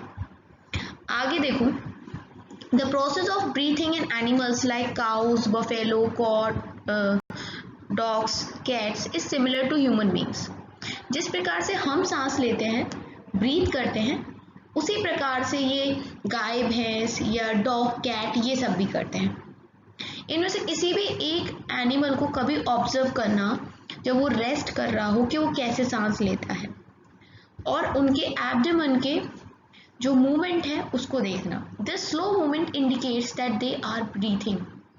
और कुत्ते का भी आपको दिख जाएगा, कुत्ते का आपको ज़्यादा, डॉगी का आपको ज़्यादा अच्छे से नोटिस होगा, क्योंकि काऊ बफेलो को तो इजीली आप नहीं देखते हो, लेकिन डॉगीज तो हर जगह इजीली अवेलेबल होते हैं, तो उनको देखना जब वो सांस लेते हैं, उनका पेट आगे पीछे होता है धीरे धीरे।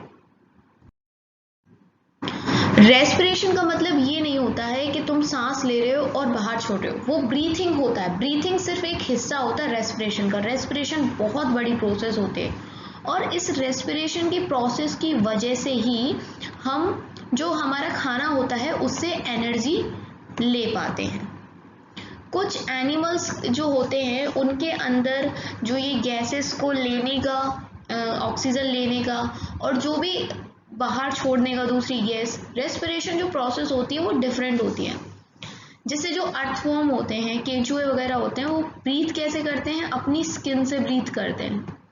फिश का हमने पढ़ा था कि वो पानी के अंदर जो खुला हुआ डिजोल्व ऑक्सीजन होता है उसको यूज़ करती है सांस लेने के लिए, लेकिन उसके लंग्स नहीं होते हैं, गिल्स से सांस लेती है फिश। गिल्स क्या करते हैं, ऑक्सीजन को एब्जॉर्ब कर लेते हैं जो डिजोल्व होता है पानी में।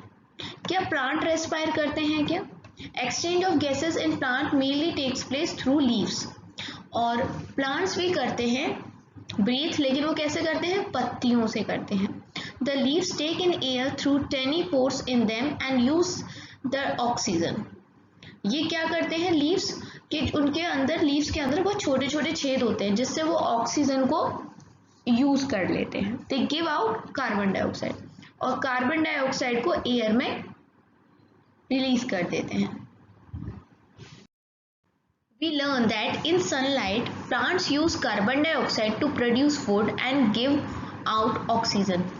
तो जब रेस्पिरेशन की प्रोसेस तो हमारे जैसी होती है प्लांट की, कि ऑक्सीजन लेते हैं, कार्बन डाइऑक्साइड छोड़ते हैं, लेकिन जब प्लांट्स खाना बनाते हैं तब वो कार्बन डाइऑक्साइड को लेते हैं और ऑक्सीजन को छोड़ते हैं। The amount of oxygen released in the process of food preparation by plant is much more than the oxygen they use in respiration. तो जितना ऑक्सीजन वो अपने लिए यूज करते हैं उससे बहुत ज्यादा ऑक्सीजन वो छोड़ते हैं। इसलिए कहते हैं पेड़ों को मत काटो, क्योंकि ये वो ऑक्सीजन देते हैं जिसकी वजह से हम सांस ले पा रहे हैं आज। ये जो रेस्पिरेशन होता है प्लांट्स में, वो कब होता है, डे एंड नाइट दोनों टाइम पे होता है। Do all organism respond to stimuli. अब हमें एक और चीज देखनी है, क्या जो भी लिविंग थिंग्स होती हैं वो रिस्पॉन्ड करते हैं स्टिमुली को? इसका मतलब क्या होता है रेस्पॉन्ड टू स्टिमुली? इसका मतलब कि जब भी कोई, मान लो आपको कांटा चुभ जाता है ना, तो हम कैसा फील करते हैं, एकदम से हम उस चीज से हट जाएंगे। अचानक से हम कोई चीज गर्म पकड़ लें तो भी हम ये काम कर देते हैं ना, उसको छोड़ देते हैं एकदम से। मतलब हम फील करते हैं चीजों को लेके। आप अपने खाने की मनपसंद चीज देखते हो तो आपके मुंह में क्या होता है, पानी आ जाता है। जब आप किसी अंधेरे कमरे से एकदम लाइट उजाले में जाओगे तो वो लाइट आपकी आंखों में ऐसे लगती है कि आप एकदम से आंखें खोल भी नहीं पाते हो, धीरे धीरे करके फिर आपकी आंखें खुलती हैं, ठीक है। तो जब आपको ब्राइट लाइट में आप जा रहे हो या कांटा चुभ रहा है, तो ये सारी जो सिचुएशंस हैं, ये चेंजेस हैं जो अभी सराउंडिंग में हुए, और उनको लेके आपने एकदम से रिस्पॉन्ड कर लिया। जब आपको कांटा चुभा तो आपने ये नहीं सोचा आपके दिमाग में कि अरे कांटा चुभा है तो अब मुझे दर्द की नाटक करनी, नहीं, ये नाटक नहीं है, सडन हो ही जाता है, वो अचानक से हो ही जाता है, ठीक है, इमीडिएट एक रिएक्शन होता है, इसी को कहते हैं रिस्पॉन्स करना। और changes in our surrounding that makes us respond to them are called stimuli. और स्टिमुली उन्हें कहते हैं जो भी हमारे आसपास सराउंडिंग में चेंजेस हुए जिसकी वजह से हमने अचानक रिस्पॉन्ड कर दिया, उसको हम स्टिमुली कहते हैं। क्या दूसरे एनिमल्स भी स्टिमुली पे करते हैं respond? Observe the behaviour of animal when food is serve to them. Do you find them suddenly becoming active on seeing the food? When you move towards a bird, what does it do? Wild animals run away when bright light is flashed towards them. Similarly, cockroaches begin to move their hiding places if the light in the kitchen is switched on at night. Can you give some more example of responses of animal to stimuli? इतनी सारी बातों से शायद आपको समझ में आ गया होगा कि हाँ, एनिमल्स भी छोटे हो या बड़े हो, बर्ड्स हो या कीड़े मकोड़े हो, वो भी रिस्पॉन्स करते हैं। कैसे करते हैं? अगर आप किसी चिड़िया के पास जाओगे तो वो तुरंत उड़ जाएगी, उसने रिस्पॉन्स किया। सिमिलरली कॉकरोच जो घूमते रहते हैं इधर उधर, आप किचन में गए, आपने लाइट जलाई तो वो भागना शुरू कर देंगे। चूहा आ रहा है आपके कमरे में, आप थोड़े से भी उठोगे तो चूहा भागने लग जाएगा। तो इस तरह के रिस्पॉन्स ये हमें देते हैं, एनिमल्स भी देते हैं। एनिमल्स और ह्यूमन बीइंग्स तो रिस्पॉन्ड करते हैं चीज़ों के लिए, लेकिन क्या प्लांट्स भी करते हैं? तो जी हाँ, प्लांट्स भी करते हैं। कुछ प्लांट्स ऐसे होते हैं जो रात में खिलते हैं और कुछ ऐसे होते हैं जो शाम को ही अपने फूल को बंद कर देते हैं, है ना, जैसे शाम होती है।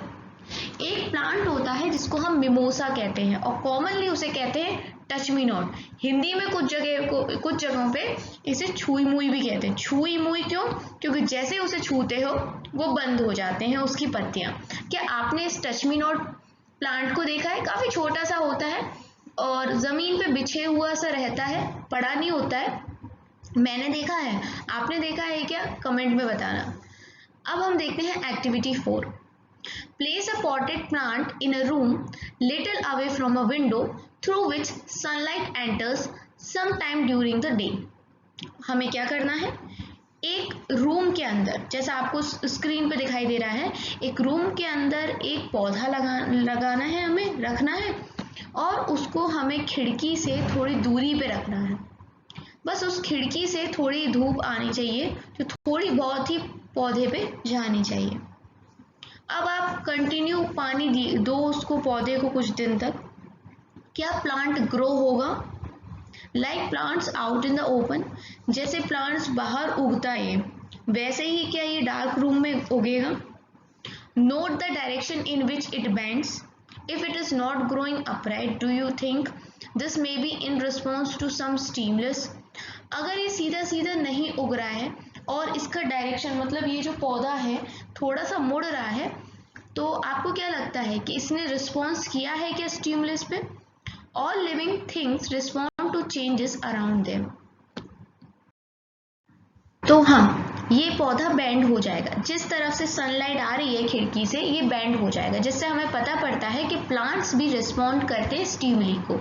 यानी कि एनिमल्स, ह्यूमन बीइंग्स, प्लांट्स, यानी सारे लिविंग थिंग्स रिस्पॉन्ड करते हैं चेंजेस को जो भी उनके सराउंडिंग्स में होते हैं। Now one more thing, living organisms and excretion. All organisms need food, not all the food that is eaten is completely used. देखो, हर ऑर्गेनिज्म को, जो भी लिविंग थिंग है, उसको खाने की ज़रूरत होती है, ये बात तो हम जानते हैं, जिससे उसे एनर्जी आती है बाकी काम को करने के लिए। लेकिन जितना खाना वो खाते हैं वो सारा उनकी बॉडी इस्तेमाल नहीं कर पाती। कुछ खाना ऐसा होता है जो हमें अपनी बॉडी से बाहर भी फेंकना पड़ता है। तो जो बाहर फेंकना होता है उसके साथ क्या होता है? वो वेस्ट खाना होता है, उसे हम बॉडी वेस्ट कहते हैं। और इसी प्रकार का वेस्ट हमारी बॉडी डेली प्रोड्यूस करती है और उसे हम अपनी बॉडी से हटा देते हैं by the process of excretion. कब करते हैं ये काम? सुबह मॉर्निंग में कर देते हैं। तो एक्सक्रीशन क्या हो गया? ये एक तरह की प्रोसेस है जिससे हम अपने शरीर का जो वेस्ट है उसे बाहर निकाल फेंकते हैं। क्या प्लांट्स भी एक्सक्रीट करते हैं? क्योंकि एनिमल्स तो करते हैं, ये तो आपने देखा भी होगा कभी कभी। हो सकता है कोई बर्ड एक्सक्रीट कर रही हो, वो आपके सर पे आके गिरा हो, क्योंकि ये बहुत जनरल सी चीज़ है। लेकिन क्या प्लांट एक्सक्रीट करते हैं? यस, ये they do, but not as seen in animals. Plant भी एक्सक्रीट करते हैं, लेकिन दिखता नहीं है, जैसे कि एनिमल्स का दिख जाता है, ह्यूमन बींग्स का दिखता है, वैसे नहीं पता चलता। वो थोड़ा सा डिफरेंट प्रोसेस होता है इनका। Some plant find it possible to store the waste product within their parts in a way that they do not harm the plant as a whole. Some plants remove waste product as secretions. देखो, कुछ plant क्या करते हैं कि अपने waste product को अपने अंदर ही स्टोर कर लेते हैं। इस तरह से स्टोर करते हैं कि वो प्लांट को, पौधे को कोई नुकसान नहीं पहुंचाता। लेकिन कुछ प्लांट्स क्या करते हैं कि उस वेस्ट प्रोडक्ट को बाहर निकाल फेंकते हैं in the form of secretion, ठीक है, as a liquid. Excretion in another characteristic common to all organism. तो हमें एक और बात पता पड़ गई कि एक्सक्रीशन एक ऐसी कैरेक्टरिस्टिक, ऐसा फीचर है जो सारे ऑर्गेनिजम्स में होता है। नाउ एक और चीज है रिप्रोडक्शन की। क्या ऑर्गेनिज्म रिप्रोड्यूस करते हैं उन्हीं के जैसी चीजों को?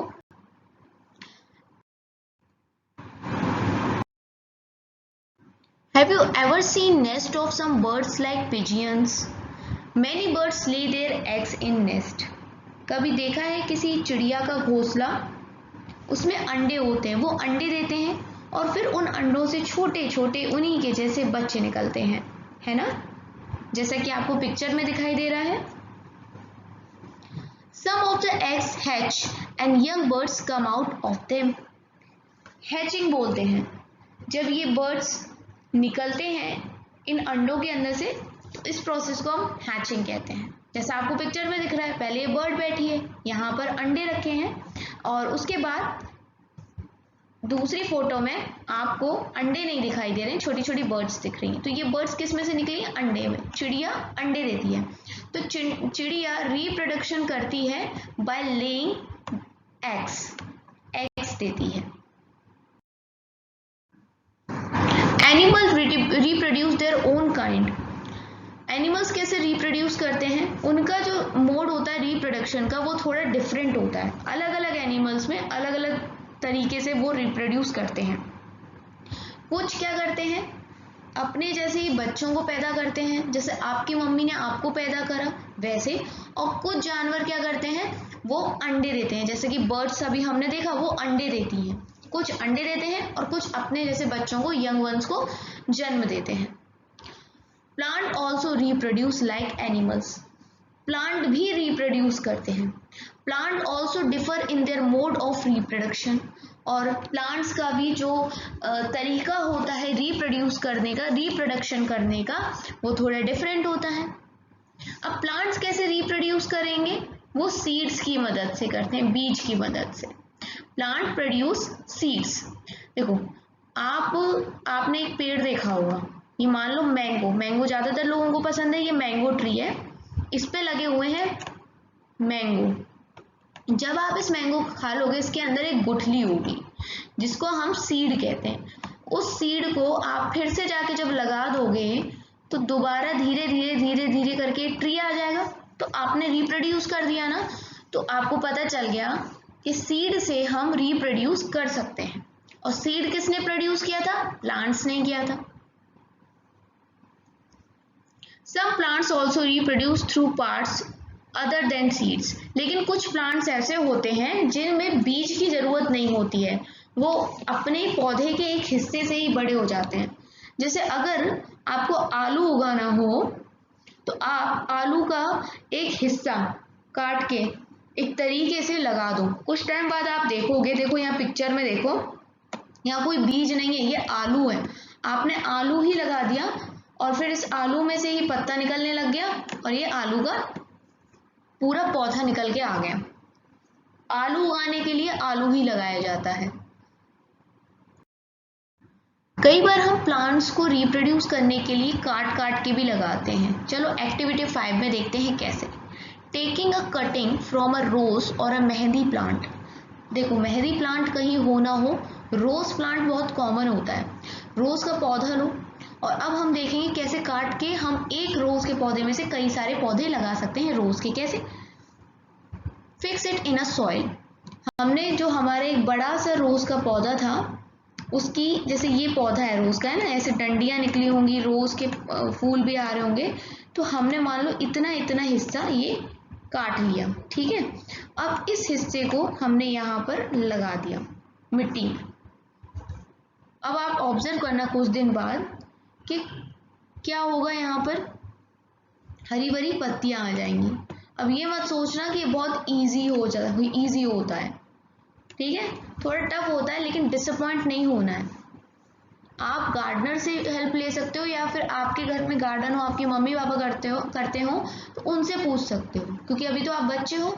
लेकिन हाँ, ऐसी कटिंग को अगर आप लगा दोगे तो ये एक और जो रोज का पौधा है वो निकल के आ जाएगा।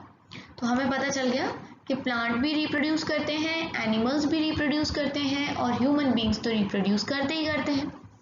अब एक और चीज है मूवमेंट की, चलना फिरना, मूव करना एक जगह से दूसरी जगह। In chapter 8 we discuss various ways in which animals move.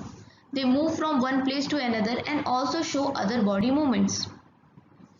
Chapter 8 में हमने मूवमेंट्स के बारे में पढ़ा था कि सांप क्या करता है, अपनी बॉडी की मदद से स्लिथर करता है। कुछ लोग क्रॉल्स भी करते हैं, है ना, रेंगते हैं। मेढक कैसे करता है, कूद कूद के, जंप जंप करके मूव करता है। तो हर का चलना अलग होता है। काऊ वॉक करती है, ह्यूमन बींग्स वॉक करते हैं, ये हमने देखा था। लेकिन प्लांट्स क्या करते हैं, क्या प्लांट्स मूव करते हैं? प्लांट्स जनरली एंकर्ड होते हैं सॉइल में, इसलिए वो मूव नहीं कर पाते एक जगह से दूसरी जगह। क्यों? क्योंकि वो उनकी जो जड़ें हैं वो बंधी हुई होती हैं मिट्टी के साथ। However, various substances like water, minerals and food synthesized by them move from one part of the plant to the other. लेकिन बाकी सारी चीज़ें जो उनके अंदर होती हैं, लाइक वाटर और मिनरल्स, और जो भी फूड सिंथेसाइज वो करते हैं, वो उनके शरीर के अंदर एक हिस्से से लेकर दूसरे हिस्से में मूव करता है। बाकी चीज़ें मूव करती हैं, प्लांट ओवरऑल मूव नहीं करता। Have you noticed any other kind of movement in plants? Opening or closing of flowers? Do you recall how some plants show movement in response to certain stimuli? लेकिन plants में plant एक जगह से उठ के दूसरी जगह नहीं जाता है। दिल्ली से मुंबई नहीं जाएगा प्लांट, लेकिन हाँ, हवा चलती है तो प्लांट में मूवमेंट होता है, वो अलग चीज़ है। लेकिन हमने देखा है कि जो फूल पहले बंद रहते हैं वो कुछ टाइम बाद खिल जाते हैं, है ना। रात में फूल बंद हो जाते हैं। और अभी हमने एक एग्जाम्पल देखा था टच मी नॉट का, वहां पे तो मूवमेंट हो रहा है। जब हम प्लांट को छू रहे हैं तो वो सिकुड़ के टच मी नॉट वाला पौधा बंद हो जा रहा है। तो इस तरह के मूवमेंट्स प्लांट शो करते हैं। We also have some non-living things moving. Of course, a bus, car, a small piece of paper. बहुत सारी ऐसी चीज होती है जो नॉन लिविंग थिंग है बट वो चलती हैं, जैसे बस, कार, पेपर भी उड़ेगा हवा चल गई तो, है ना, clouds. Is there something different in these movement from the movement of living beings? क्या कुछ ऐसा अंतर होता है जो एक नॉन लिविंग और लिविंग के मूवमेंट में होता है? There is such variety of living organism but all of them show some common characteristics as we have discussed. देखो, बहुत बड़ी दुनिया है और इस दुनिया में तरह तरह के जानवर हैं, कीड़े मकोड़े हैं, एनिमल्स हैं। तो इन सब के अंदर अलग अलग प्रकार की कैरेक्टरिस्टिक्स हैं। कोई कैसा है, कोई कैसा है, कोई बड़ा, कोई छोटा। सबके खाने पीने की चीज़ें, रहन सहन की चीज़ें डिफरेंट हैं। लेकिन कुछ कैरेक्टरिस्टिक्स जो अभी तक हमने डिस्कस करी हैं वो हर ऑर्गेनिज्म में, हर लिविंग ऑर्गेनिज्म में होते हैं। Yet another common characteristic is that living beings die. और एक और इम्पॉर्टेंट कि हर लिविंग थिंग्स मरती है कभी ना कभी। इंसान हो, जानवर हो, कीड़े मकोड़े हो या फिर प्लांट हो, उन सब की एक लाइफ होती है और उस लाइफ को पूरा जीने के बाद वो मरता है। Because organisms die, particular types of organism can survive over thousands of years only if they reproduce their own kind. One single organism may die without ever reproducing, but the type of organism can exist only if there is reproduction. जैसे एक प्रकार का कोई organism है, मान लो एक इंसान है, तो ये हजारों साल तक नहीं जिएगा, ठीक है। कोई मान लो ये कोई इंसान है, ए नाम है इसका, तो ये हजारों साल तक नहीं जिएगा। लेकिन अगर इसको अपने जैसे और भी लोग चाहिए तो इसको क्या करना पड़ेगा, रिप्रोड्यूस करना पड़ेगा, मतलब बच्चे करने पड़ेंगे, अपने जैसे बच्चे पैदा करने पड़ेंगे, रिप्रोडक्शन करना पड़ेगा। वैसे ही एक बर्ड होती है, चिड़िया, वो तो हमेशा जीवित नहीं रह सकती है, तो वो अंडे देती है और फिर उससे और नई चिड़िया बन जाती हैं। तो इस तरह से ये जो पूरे यूनिवर्स है ये चल रहा है रिप्रोडक्शन से। ओके, सो ये काफ़ी लंबा लेक्चर हो गया है, आप एक साथ मत देखिएगा, थोड़ा थोड़ा करके देखिएगा। नेक्स्ट वीडियो में मिलते हैं। लाइक ज़रूर करना, काफ़ी मेहनत लगती है इतने लंबे लंबे लेक्चर्स रिकॉर्ड करने में। एंड चैनल पर नए हैं तो सब्सक्राइब ज़रूर करना। Thanks for watching Sakshi's Vidya Sadhana.